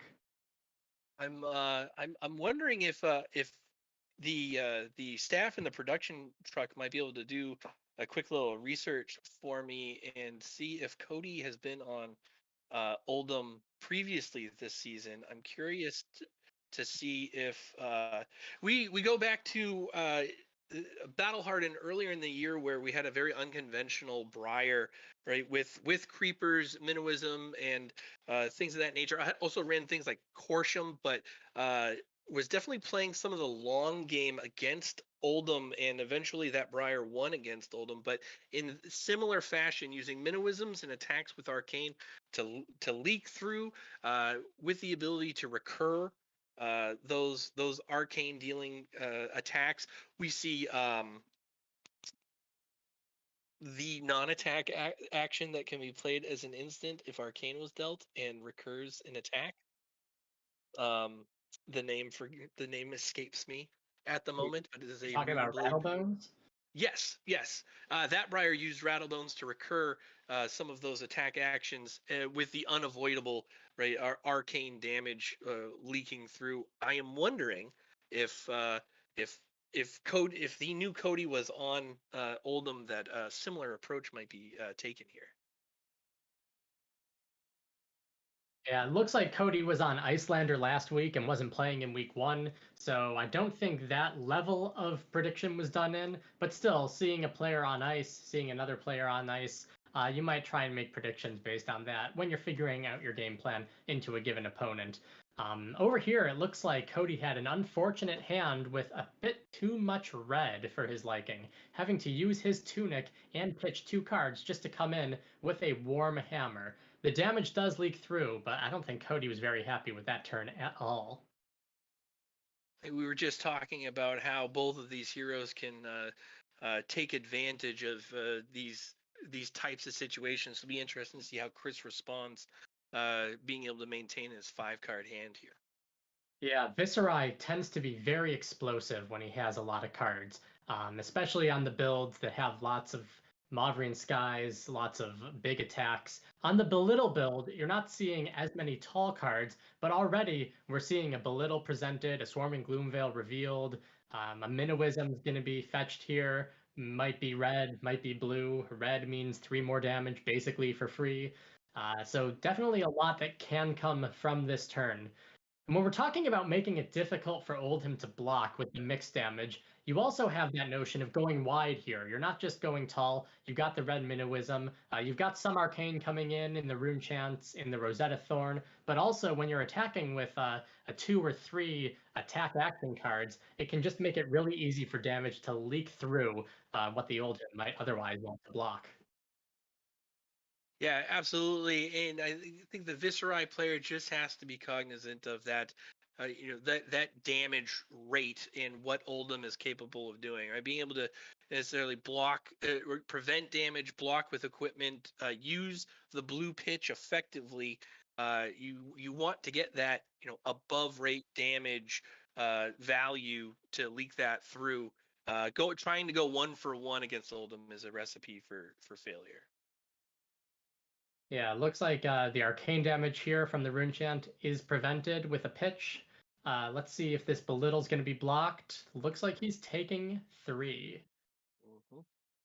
We did see that swarming gloom veil. We do know that 2, and now I believe this is the 3rd red Minnowism that has been played uh, today. So the rest of them are likely going to be blue, unless there's a few yellows sneaking around in there. But Yeah. we do see a revel. So we got the Revel and Runeblood. This is a Runeblade card following a non-attack action. So all 5 of those rune chants are going to show up into a Shrill the Skull form. This is a yellow one coming in for 6 plus 5 rune chants plus another rune chant showing up in the back. Yep, no go again, no resources, but I think this is perfectly fine threatening 11. I'm sure Chris is satisfied with the results here, and getting the boot right, getting the boost from the Minnowism too. All the cards in play Yeah. here. Sorry, I missed that. Not 6 and 5, 9 and 5. It's like my Yep, work yep, hours all in one 14. turn. For a casual 14 to close the chain here. Yeah, and what did we really see? How many cards was needed to do this? He had a card in Arsenal, he pitched a blue, he had a belittle, he had the 4 cards to be able to deal this and put a card in Arsenal. You can just see some crazy stuff coming in when Room Blades get their way. Yep, those 5 card hands, like you're talking about, can be super explosive, and this is absolutely showing off what it can do. And it does look like 2 blues were pitched to try to prevent that arcane, and we see another 2 cards used to block, taking 3 down to 29. So staying in it, but definitely losing out on tempo here. So Viscera, I think, is on their front foot right now. Yeah, Choke Slam, those blocked cards, actually very effective against this build of Viserai. Too bad for Cody that he had to block with them instead of throwing them back. Looks like this turn he's just going to Arsenal. He's not going to fight back with the hammer. So that'll give Chris another 5-card hand to do with what he will. The attacks that Oldhim can present are we know that the Guardians are very inefficient there, so he's got to be very judicious about when he will eat that damage. And I don't think that there's a world where Oldhim right would likely eat a turn like that regardless of what their turn is going to be like, just because that I don't think that value is going to be there. So I think you're going to see Oldhim lay down its cards, I think, every time on those big turns. Yeah, it's definitely a consideration depending on the matchup, depending on the cards. Is it worth having this card in Arsenal set up for later, or do I want to try and apply some pressure, either keep the life totals equivalent, take a card out of their hand? I know in the Oldhim mirror, the advice that I was given is always punch them in the face no matter what. Over here against a Runeblade, different strategy, different weapons, different plans. Right now, we're seeing another red belittle, revealing another one of those drawn to the dark dimension. The other one used to block earlier, I believe. But that's a fun card that really lets Runeblades get some combos in, letting you draw a card if you can give it go again. And if then you can do something with that drawn card. If you can't, it still makes a good opportunity to use your Spellbound Creepers to throw something down. A very good card at extending the turns. And when you see these lists like this that have a lot of the belittles, a lot of the go again cards, having extended turns is really the main strategy in trying to get stuff through. You pointed out last time that was his 3rd red Minnowism used, so here we've got a blue one, which, given the resources, to use whatever he wants. If he wants to play a card, if he wants to play the boots, we'll see what ends up coming through. Yep, the blue minnowism is a great resource against Oldhim and Ice Heroes in general. You can be used to pay through frostbite taxes, which minimizes the impact of like a frosty hammer hit. So being resource friendly like that is really gonna help pay some dividends. We see a block here from Oldham using the equipment, the Rampart and the Crater Fist being used in front of the Belittle. Kind of curious to see the equipment being used in this way right now. Yeah, it's definitely an interesting consideration. I guess Cody really wants to try and either keep his options way, way open, or if there's a chance he isn't being presented with so much damage, he might have something sneaky up his sleeve to try and turn tempo or get something massive through. I guess we'll find out in a few turns, but it's certainly a bit early to see the Crater Fist coming in on a Belittle at the beginning of a turn normally. You don't see that. No, you don't. We did see uh, Joe Cologne on Oldham activated Crater Fist for perhaps the first time ever. Maybe we're getting block value for another Crater Fist attempt You in know, the very near future here. I was talking with Joe afterwards. That was the first time he had ever activated Crater Fist's ability on our stream a week or two ago. Right now, we got a Mordred Tide coming through. Yeah, Mordred Tide coming through. So Runechant Generation is going to be at a premium. We've got the Swarming Gloomveil coming in. That's going to get 2 in the back. All of its abilities are going to be active, I believe. Yes. Yeah, because we got I Scarab think it's missing first. one because did it generate a third I think so Brass was far? used first. But we do see coming in for 4 and 2, Yeah. and And we that see it Draw in the looks Dark like Dimension is the last card we know. So an yes, that opportunity to is. swing with Rosetta Thorn, put that in Arsenal, save it for a very effective time in the future. And an Enlightened Strike being used to block here for 4/4. Enlightened Strike used to be pretty popular in Oldhams. Don't see him so much these days, but here it is. Here it is showing up today in Cody's list. Yeah, I've seen a few people running it, especially lately. One thing that I remember from a long time ago, back when Rampart of the Ram's Head was the only thing to use and chain was still around, is you gotta watch for when you close the combat chain. Over here, we saw the non-attack action in the form of Mordred Tide. Let him use that Rampart without paying another resource for another free block. Probably a necessary evil, starting with Belittle and trying to get the Mordred Tide in, maybe. But still, an interesting opportunity for Cody to maximize his value. It looks like we're seeing that Drawn in the Dark Dimension coming in to end the turn because of those 2 Runechants on the board. It was pretty free play, and there's that card now in hand for Chris. Is that going to see any play or anything, or is it just going to Arsenal? Well, that's a great question, and we see Cody getting, still super defensive, putting those cards in front of the Rune Blade attacks, really preserving life. Uh, had the blues. We saw that we saw the Frostfang being pitched, the E Strike Command and Conquer. I'm curious to see what else he had going on. He felt like he did not like what was going on there, and instead of trying to make something work, he's just putting them in front to preserve some life here. But still in a, I think Viserai still the foot is on the gas. I think he's got the tempo here in another Enlightened Strike, double Enlightened Strike hand coming in. That explains a little bit about how Cody was blocking. Yeah, you have to wonder what that card set to the bottom was. With the double Enlightened Strike, all sorts of options available. I guess early on, Cody just thought maybe he'd be able to keep some more cards, do a bit more with them. Um, if I were on the Runeblade side and I didn't see this Enlightened Strike right now, if he just pitched the blue, swung the hammer, I'd be really wondering what that last card was. maybe it was a pummel or something, and he was trying to use it with the Command and Conquer. But over here, coming in with the Enlightened Strike, we don't know what that last card is, but it wasn't something that Cody knew about ahead of time. And Viserai is able to strike back now with another 3 in hand and 1 in arsenal after taking just 2 damage with the Drawn the Dark Dimension block.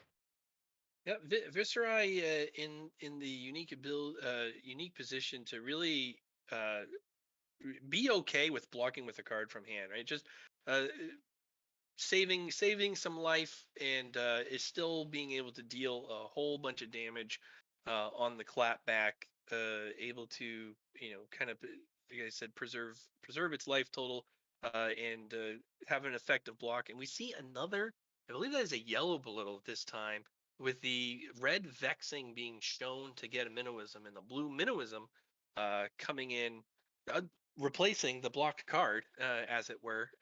Now Chris with the 3 card hand and the belittle, and we see the Rampart in front again. Yeah, I think using Rampart early on like this definitely makes a lot of sense. If a non-attack action is going to be coming in here, it's at least another block.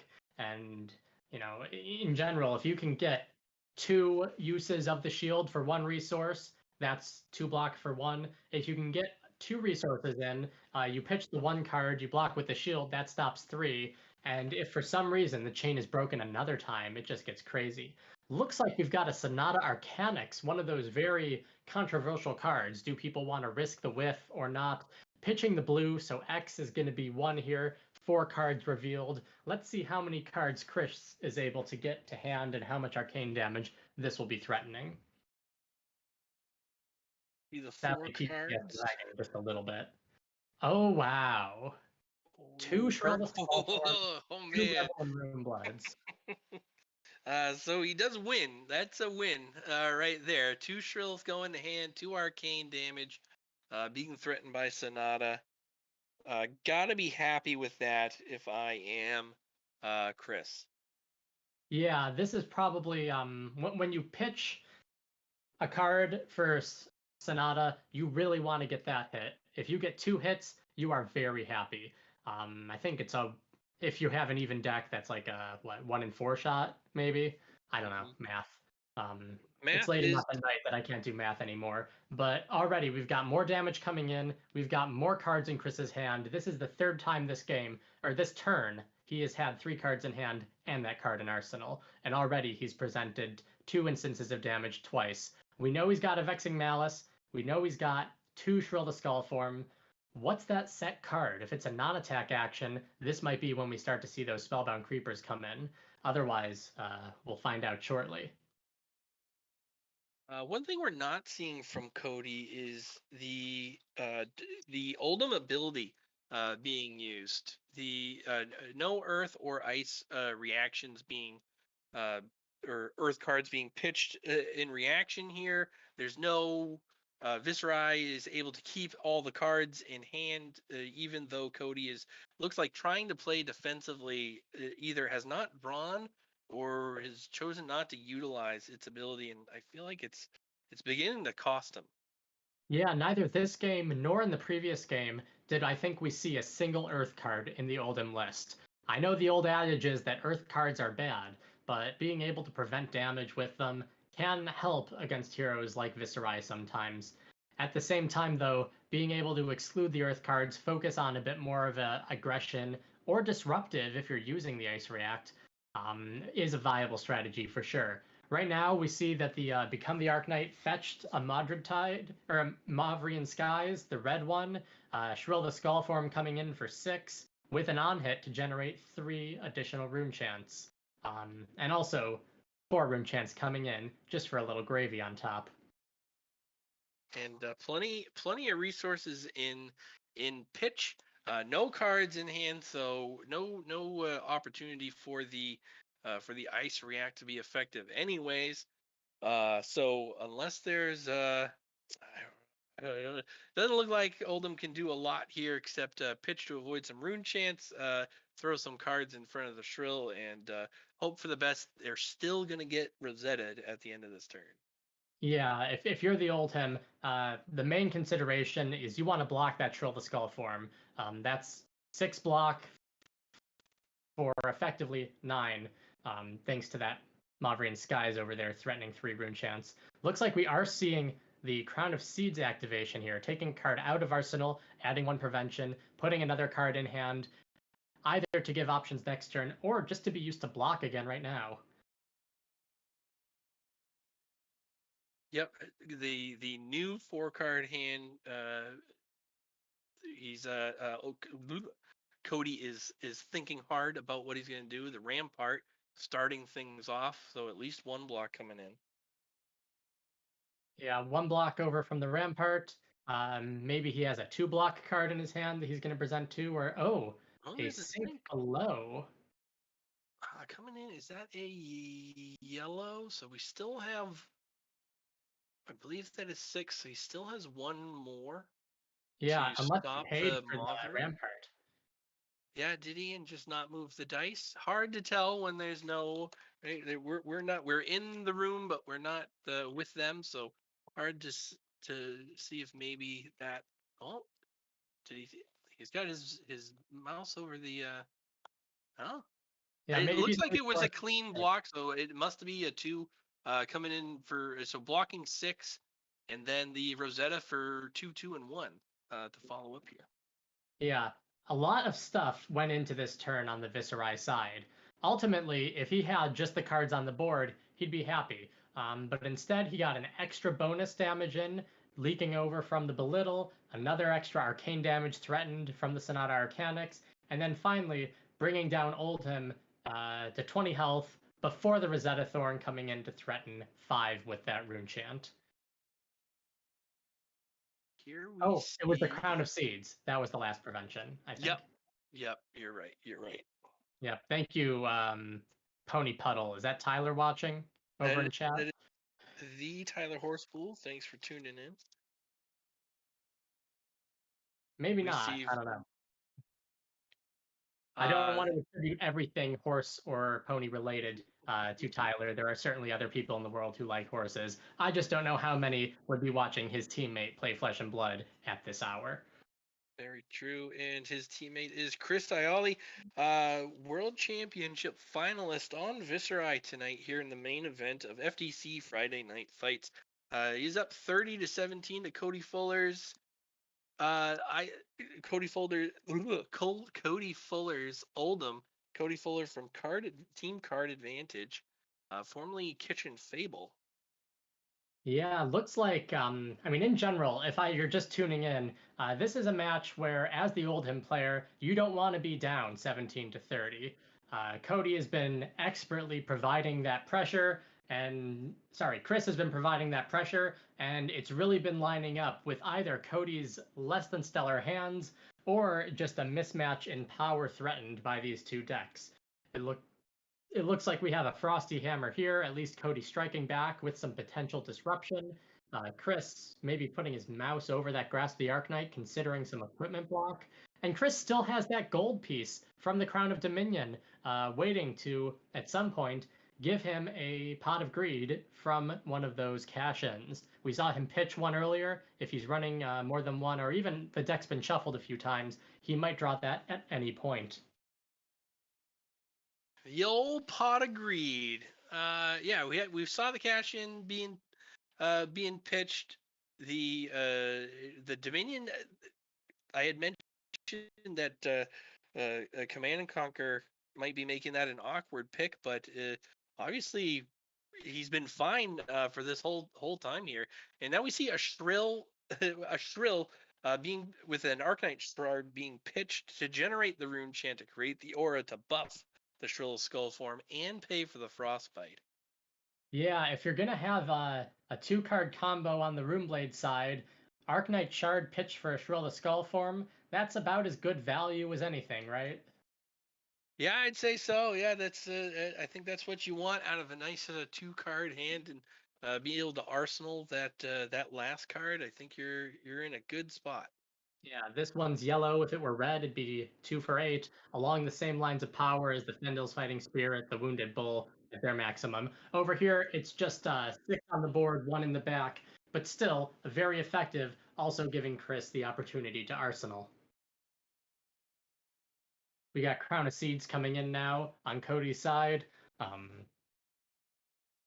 Probably going to block with the Rampart, something else. We'll find out. No on-hit here, because we didn't see a Mavrian Skies ahead of time. But still, 6 damage threatened when you're at 17 is no laughing matter. Nope, absolutely. And it looks like we're going to see some blocks from Cody, which means we're not going to see an overwhelming turn from him offensively. We see the Macho Grande coming in and the Crown to make it a clean 5. Yeah, that's 5. He took the 1 damage down to 16. And Chris is just arsenaling that last card, giving him the opportunity to set up for the future. A Runechan on the board. Tunic isn't going to be at 3, but Chris has all of his hand. Cody has 3 cards. How much will Cody be able to present into Chris this turn? This is actually the most that we've had in Cody's hand for a little while, and it looks like we're seeing an Endless Winter coming in fused. Definitely a strong play. Endless Winter, one of those cards that every single time it's played, your opponent has to read it. I played Oldhim for a long time. I was at my armory, my opponent played it, I had to read it just to double check. If it hits, because it's fused, because it's fused, every card you use to block it, you get a rune chant. You defend with equipment, you defend with non-attack actions, you defend with attack actions, whatever. During the defense step, you get those. You play a defense reaction afterwards, you get another. Sorry, did I say rune chant? I meant frostbite. So that can make things pretty difficult. But also, if it hits, not a crush effect, but any damage, you're going to have every time you activate an ability, you get a frostbite. So lots of potential for frostbites here. Chris decided not to block it at all. So none of those on defend frostbites coming in. But if Chris activates an ability, he'll be getting one during this turn every time he does. So Iali, using life as a resource, and when the staff in the production truck gets a chance, I would check out the chat on the table. But we do see a Mauve Skies and a Vexing Malice coming in. So looks like 3 and 2 with Go Again and a Rune Chant. We got one resource floating. Yep, this is a pretty powerful way to start the turn. 5 damage presented. If the physical damage hit, that's 3 more rune chants coming in. 6 damage presented if you include that rune chant. Or is it? We do see it is 3. It is 3 and 2 damage. plus 1, right? So 3 physical still is what needs to be blocked here in order to prevent the Mauve Skies on hit. 3 arcane damage. No, that's the red one. So it's coming in. Oh, it is 3. Yeah. So 5 plus the rune chant. 5 from Vexing, 1 from the Rune Chant. The on hit from the red Maverick Skies, threatening another 3. 1 Rune Chant being created on the back end here. So a non-block would be adding 3, but 4 more plus the Rosetta.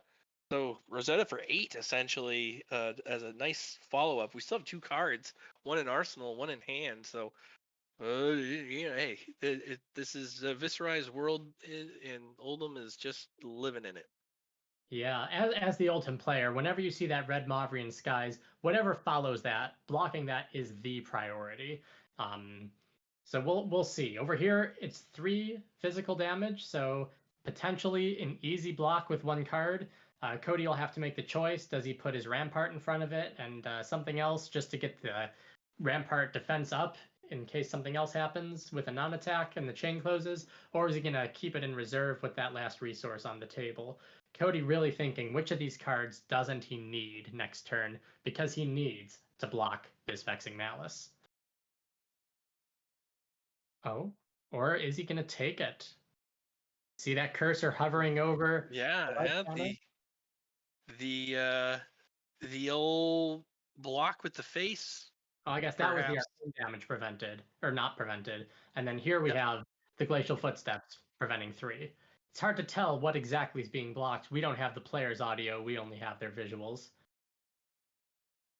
Ooh. Oh, man. You said Rosetta Thorn for 8 earlier. How about 10? counting all these rune chants. 2 Yeah, and 2. that'll do it. Even though he blocked the red mob, which was correct to do here. The Revel follow up into the Rosetta has to just be just demoralizing to the Oldham player. Yeah, it's one of those cards when you get Revel and Runeblood to work, it never feels good to be on the other side of the table. Now the Instant Speed podcast is holding votes for the 2022 Speedies, and one of the questions is what is your most hated card of 2022? And my selection was indeed Revel in Runeblood. Just a feels bad on a stick, You know, right I there. I wrote in. I took those surveys too. I didn't talk with anyone beforehand. I also wrote Revel and Runeblood as my most hated card. But at the same time, I said that my favorite was the Swarming Gloomveil. I just can't decide if I like playing as or against the Runeblade. Either way, they're both very powerful cards coming out from Everfest. Swarming Gloomveil. You know what I like about Swarming Gloomveil? We're kind of on a tangent here as the math is being decided here, but Swarming Gloomveil in Viscerai and Briar feels like such a like you can tell how differently those rune blades treat their auras and how their attacks can play with one another. And Swarming Gloomveil is like a perfect example of how a card can be used in both different rune blades, but almost feeling it like entirely different in there. The play between lightning embodiments and earth embodiments, and how you play with things like Force of Nature and Channel Mount Heroic to help with Swarming Gloomveil is really different than the rune chant generation that you get with Viscerai, and it's fun. It's fun in both. Yeah, I can see speaking why of you different would vote that.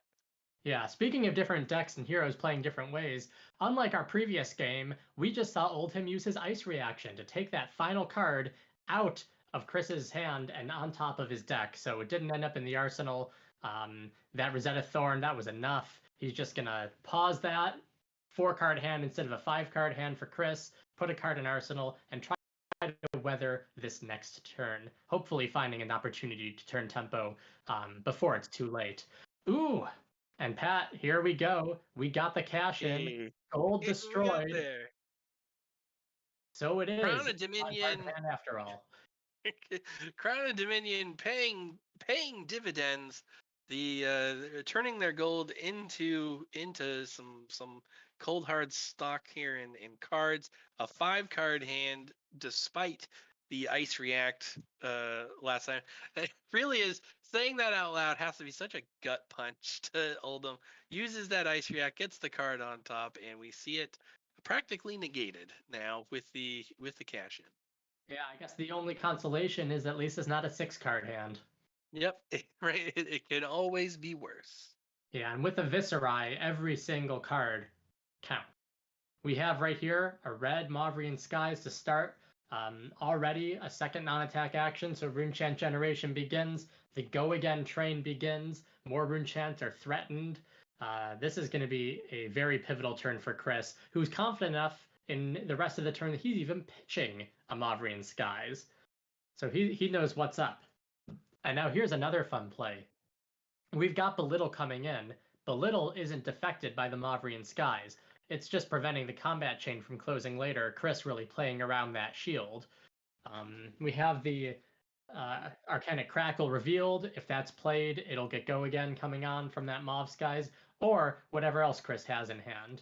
The Belittle Search, gonna find a blue Miniwism, so more resources for Chris to do with, however he chooses. And we know that he's got the one resource float.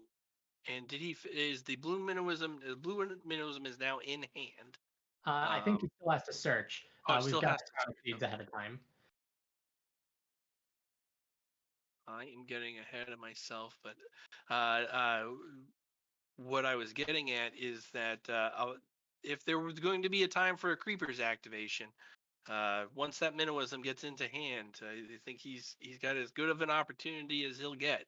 That Arcanic Crackle does not have Go Again built in to it. We do have the On Mauve the Mav base. Skies, Yeah. um, It'll be interesting to see what else he has in his hand. But I think this is the turn to pop it all off if he's gonna. We see the rampart being used to block the, looks like the rune chant damage prevented. Yeah, so the rune chant prevented that last resource, bringing the rampart's defense to 1, combined with the crater fist. No on hit from Belittle, but Belittle didn't have the on hit because Mauvrion Skies only affects Runeblade cards. Like this Yep, Arcanic Crackle right here. Here it is. And now that has to go again from the Moss guys, as you so astutely observed there. And it does have the one arcane that leaks through that Cody will have to deal with. But definitely has go again. The resource is there for a Rosetta follow-up. But 2 cards in hand means that this turn is far from over. Yeah, we're seeing a second staunch response pitched this turn. The big defense isn't really as effective against all these little cards, especially not when they're blue and they can stop 3 rune chants without having to pay another card. We do have an Earth card in the form of Autumn's Touch being used to block the Arcanic Crackle flat. 2 cards left in Chris's hand, 2 cards left in Cody's hand, and there is still an action point for Chris. And Rosetta Thorn is at full power. There's a resource on the table. There's a Fendel's Spring Tunic ready to go. And we know a blue Minnowism in Chris's hand. What is that last card, and will we see it this turn? I think if he's going to be presenting lethal, he's got the block here, so you might be seeing it. If it is what would it be that make it worth it? Perhaps a shrill or some sort. But we'll see. We'll see what happens. Yeah, Shrill the Skull form, always a very effective card. Another just rebel, the amount of damage it can deal. We do know that we saw the one revel. I do believe we saw the 2 on the sonatas.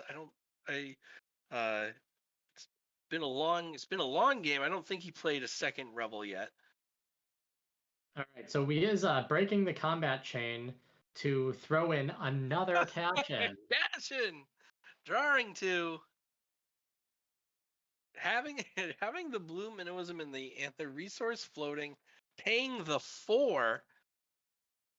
Again, I guess maximizing that the resource, right? You knew he was going to pitch it. He had it there. If you're going to spend 4, you might as well use it on a cash in, replacing 2 cards with 2 cards. Let's see if he's got something juicy with these 2. Yeah, that's definitely a nice way to get the value out of your Belittle, putting that towards the cash in. And this turn is really showing us that Kano with Brainstorm isn't the only one that can draw cards, as Sonata Arcanix is coming in with the potential of even more cards in the hand, as well as that rune chant generated off Viscerize ability. Let's see just keep seeing cards. Yeah, let's see what the top 4 are going to be this time around. Oh, players may be discussing something. All right, here we go.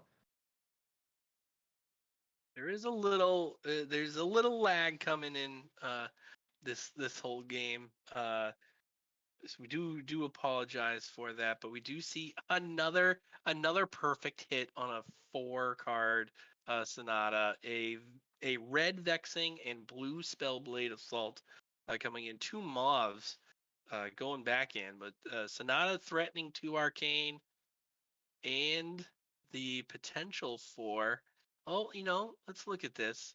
He can attack with the Vexing Malice. There's no ability, there's no way to give it go again.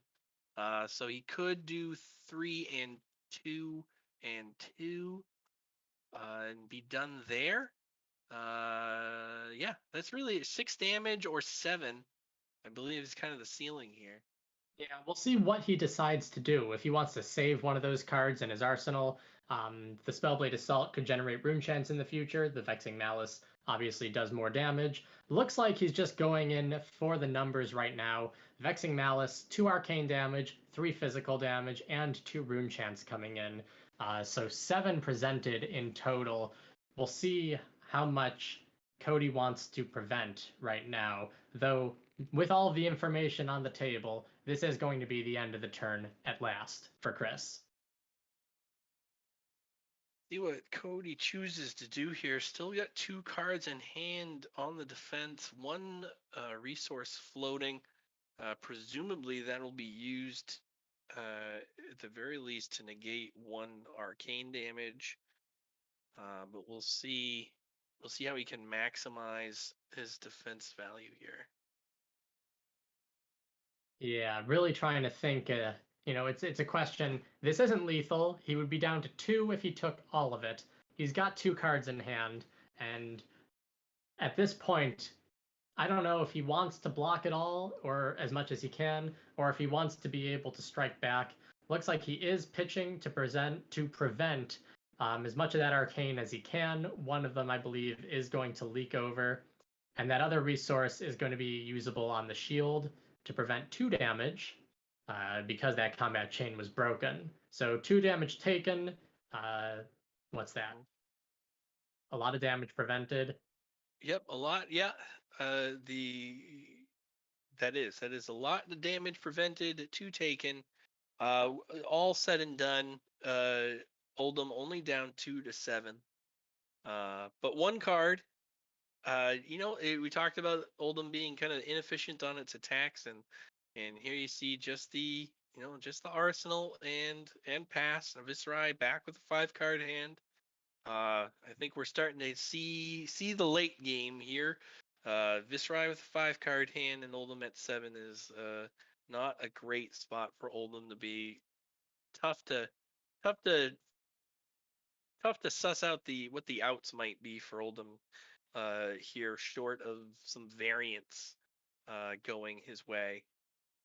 Yeah, that last turn between the Sonata Arcanics, the Belittle, the Rune Chants, the damage, there were a lot of instances of damage being presented, which makes it hard for Oldham to block it out with only so many cards in his hand. Looks like we're getting that Arcanite Shard pitched again. Very efficient pitch card for whatever it's going for. Looks like Grass the Arcanite just to make more Rune Chants. Because of all the shuffling, this isn't any instance of hitting a pitch stack. There is no pitch stack when you played Sonata Arcanics last turn. But still, we've got Rune Chants on the board. We've got Rune Chants in the back coming in with the Spellblade Assault. Now might be an opportunity with these cards in hand. You've been talking about it a lot. Will we see Spellbound Creepers here? We do see a Crown of Seeds activation. So the blue pitch, the Winter's Grass being pitched to activate Crown. But you're right, 3 arcane, 3 rune chants, and 2 physical on the blue. Spellblade Assault, 2 rune chants being created on the back end. And yeah, if we're right, perfect opportunity here to really seal the deal with the Creeper's activation, so that the Rosetta can come through, and presumably something else in that, whatever he's got in hand.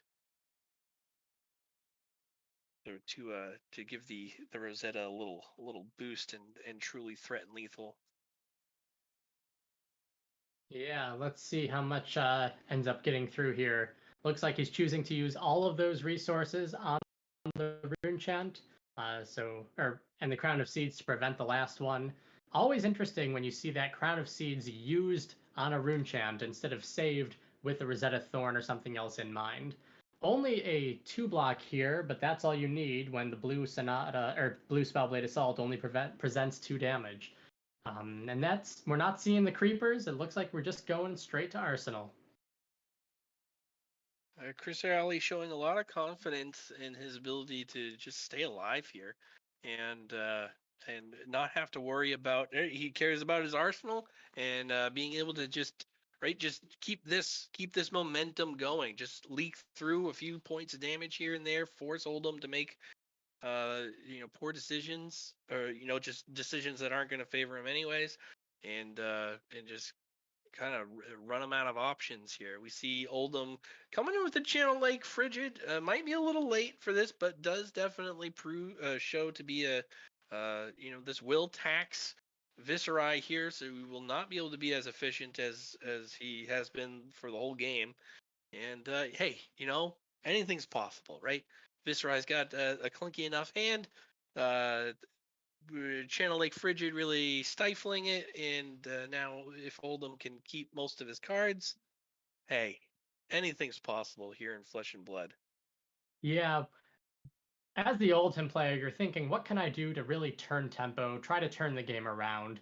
With only 3 cards, I guess he decided he wasn't playing, or he didn't have the cards in hand to play anything big and potentially crippling like a Spinal Crush. But Channel Lake Frigid might be enough to slow down Chris's next turn, so he'll be able to keep more cards in hand. At the same time, it looks like Chris was able to get out a Mordred Tide and a Shrill the Skull form, Mavrine Skies, sorry. Rune Chance generated, 5 damage plus 2 arcane presented, go again, and with what was pitched, 2 resources left for a Rosetta Thorn swing after this. So still, even without that Channel Lake Frigid, this would have been a very difficult turn to be on the other side of. And we've been talking about how Chris has been able to kind of manage these gut punches, right? Whatever Oldham seems to bring out as an answer to kind of stop the bleeding, Chris has been able to basically absorb it and just keep punching back here. And having Cody having the Channel Lake Frigid out, he has to be thinking, all right, there's no way that he can do all the things that he wants to do here. But obviously, he's got all the blue resources in the world to pay the difference, and still gets the Mob Shrill threatening Rosetta, and not a care in the world. Yeah, we are seeing Heart of Fyendal pitched for the Oldham. An extra life over there may be enough to help him win, maybe not, we'll see. But it certainly doesn't hurt at this point. It's nice to have these outlets to pitch for with the Crown of Seeds, with the Null Rune and the Arcane Damage, with the Rampart of the Ram's Head, making that crown pretty, or that heart pretty effective. A lot of these fabled cards, like the Arknight Shard, like the Heart of Fyendal, they haven't really been, up until recently, as popular overall. The Shard was something that Viserai ran, but it always made Sonata a bit iffy. The Heart, a card that you sometimes saw until Hamilton made it very popular with his Bullander build. And I've Ophidia, usually a card that was pretty reserved for Kano, really trying to maximize all of his options. Right now, though, we're seeing Heart of Fyendal. The price is spiking because people are really starting to value now how much that extra life, pitch for 3, gain a life can be. All right, being able to pitch a card and gain a life, and being able to deal 8 damage by pitching a single card seem to be pretty cool things to do in Flesh and Blood lately. Michael Hamilton making all of those things pretty popular. And we see here the 5-block 6. Well, I think in order, the Terra Sunder and Polar Blast were used to block the Shrill Skull form and the Modern Skies trigger, and it looks like the Rampart uh, and stuff was used to stop the Rosetta. So still at 7. Um, so we do have. I don't think it'll come. I think it's kind of too late to consider, but we do have the Viserai at 18 cards. I do think that Oldham is playing to this out in particular. If he can stave off the arcane, the off chance he'll be able to fatigue Viserai, I think is likely one of his only avenues here for victory.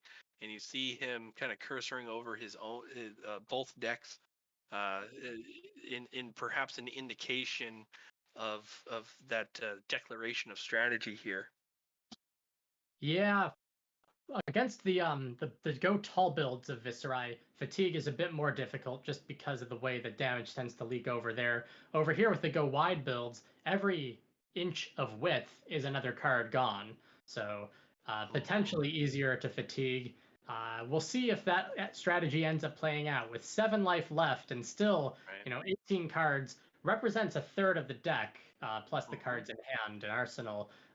Is there still enough gas left? Or are we going to see a lot of those pitch cards that may not be as effective and unable to get over for the Viserai? And look, Chris has done, he has spent a lot of resources. He has pitched a lot of blue cards to make things happen this game, And we see here the third Sonata coming in for free, and still a hit. We get the belittle.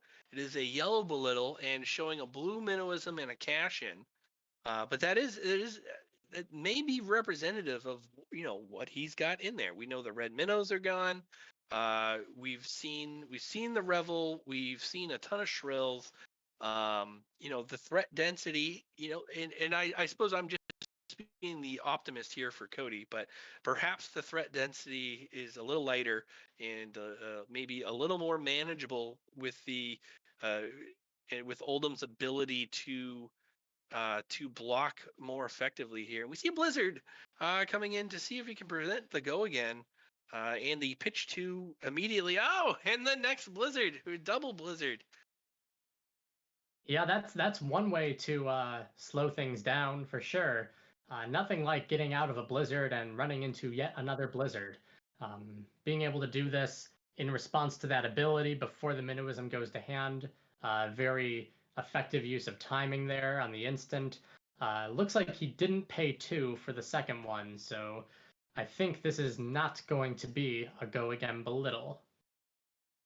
No, but I think just the presenting the rune chants that were uh, made from the Sonata as well before the attack fully resolved there. So coming for, it looks like 2 and 2 with the 2 arcane needing to be resolved. Yeah, the double blizzards. Hey, we talk. It's something. It stops the momentum, and it looks like it will stifle the turn. And we talk about blizzards. We talk about blizzard walking into another blizzard in New England. We like to call that a Tuesday in February. Oh, wow. Well, December, we're a bit early for that, but definitely still not much you want to see if you're a Runeblade walking around. No, that armor does not look like it's cold weather adequate. Simple robes. I don't know how warm that arcane energy is going to be. Oldham does look like he is, maybe not thin air, but definitely cold climate. Those look like wonderful furs, and that beard's gotta insulate his chin pretty well there. So at least Oldham's got that going for him tonight. He is better prepared for the weather. Yep, old and prepared for the weather, but how prepared is he for these Runechan tokens and to be belittled? Looks like he is pitching another Tear Asunder, prevent some of that arcane damage, and put that Rampart of the Ram's Head in front of Belittle, preventing 1 physical. I mean, I'm wondering how maybe how unprepared Oldham is in its current iteration to Viserai right now as a whole. We talked about in a time past, Viserai was not favored into this matchup, but there's an argument to be made that that table has turned, and we see a creepers activation after the belittle. Ooh, and out of Arsenal comes a Revel in Room Blood. This is like So the favorite card to Creepers, just because of how powerful it can really be. So we are talking about the 2 blizzards. This is still happening. So the 2 blizzards happened. So you cannot gain go again. But we see the creepers activation bringing in Revel as an instant, gaining an action point, uh, enabling swarming Gloomveil to come in. Yeah, this was just the burst of damage to get past Cody's defenses. All 7 of those rune chants, thanks to the Mordred Tide, on top of the Swarming Gloomveil, on top of Rosetta Thorn. The game ended up going over to Chris. So that's Chris from Team Experience. Chris Iali, yep. Yeah, beating out Cody Fuller from the Team Card Advantage. Do we have the record of these 2 teams this week in the league? Do we know if either of them are making the top 16? We will shortly here. The staff and the production truck is coming in with that information shortly. I am curious that we see the creepers activation on the Revel with go again. Hypothermia is simply can't, or I'm sorry, Blizzard is can't gain go again? That particular item, right? So yeah, so that's Blizzard is target attack yeah. loses the go again.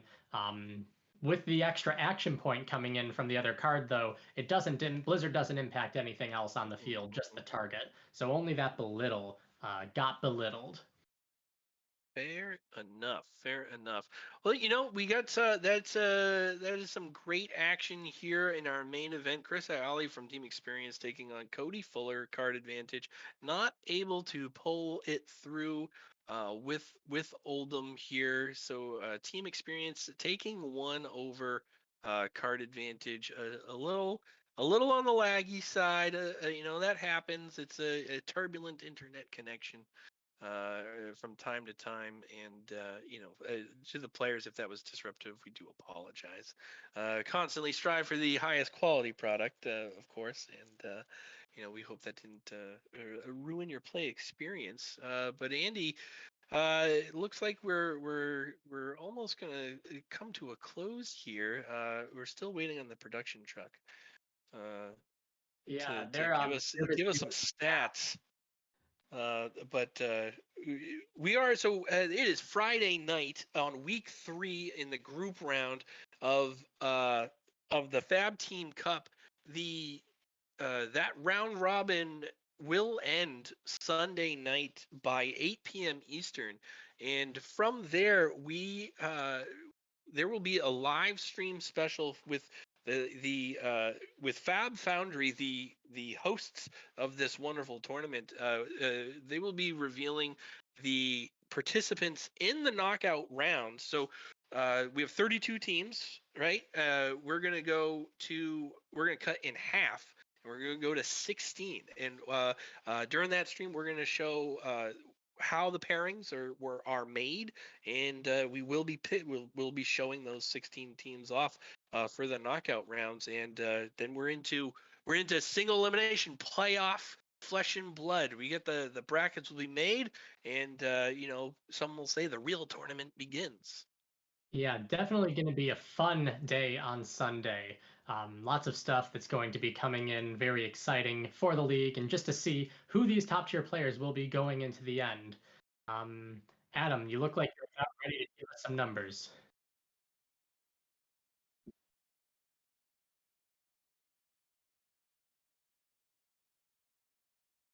All right, so it didn't really matter who won this match, though maybe for some tiebreakers or something into the top 16, card advantage is still taking the win over Team Experience, though still a great game by Chris Iali, and really all the games today showing just some nice high level play on a Friday night. And so you do talk about the tiebreakers. There, every game does matter so far. Like in the round robin portion, every game does matter because some of these teams are separated by the first tiebreaker is head to head, but the next tiebreaker is wins for your team. So if you're both 2-0 going into this week, and you're both teams are uh, 8-6 and haven't faced one another, all sorts of wacky scenarios. That one, this game could prove to be the difference, regardless of the series coming, the series win here. That game for Chris may prove to be pivotal for the experience once it's all said and done. Um, but Andy, I would like to thank you for coming on tonight and calling some great games. Appreciate the time and the effort, and always a joy to have you on here. Um, we Yeah, just want always a pleasure.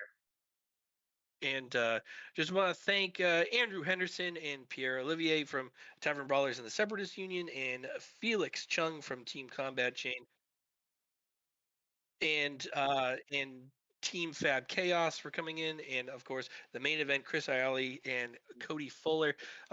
Throughout the tournament, we talked about Fab Foundry hosting the tournament. While this tournament is running all the way through to the finals, if you go to the Fab Foundry site and want to buy singles, you can get a 10% discount on singles if you enter the code FABTEAM10, Team Cup 10, when you go and make your purchase, and that is for 10% off singles from Fab Foundry. A portion of the proceeds are going into the prize pool for the winners.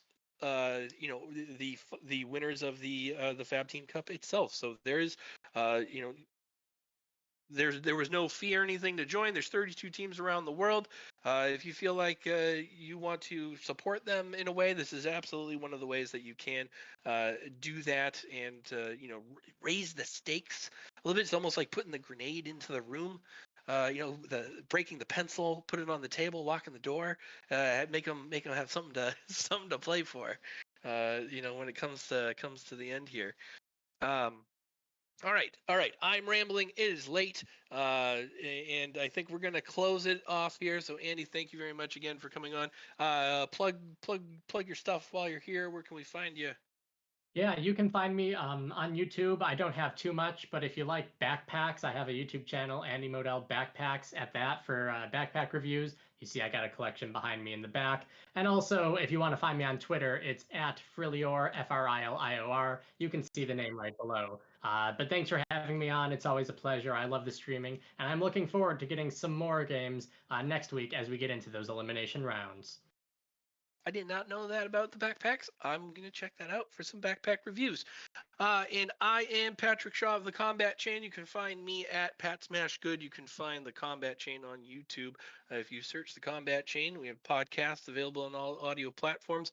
The staff in the production truck is one man, and it's Adam Philipchuk. You can find him at Fom Toolery TCG. Together we make up the Combat Chain podcast co-hosts, and you can find us there. And I think that's going to do it for us. So thanks for coming in, and we'll catch y'all later. Have a good night, all.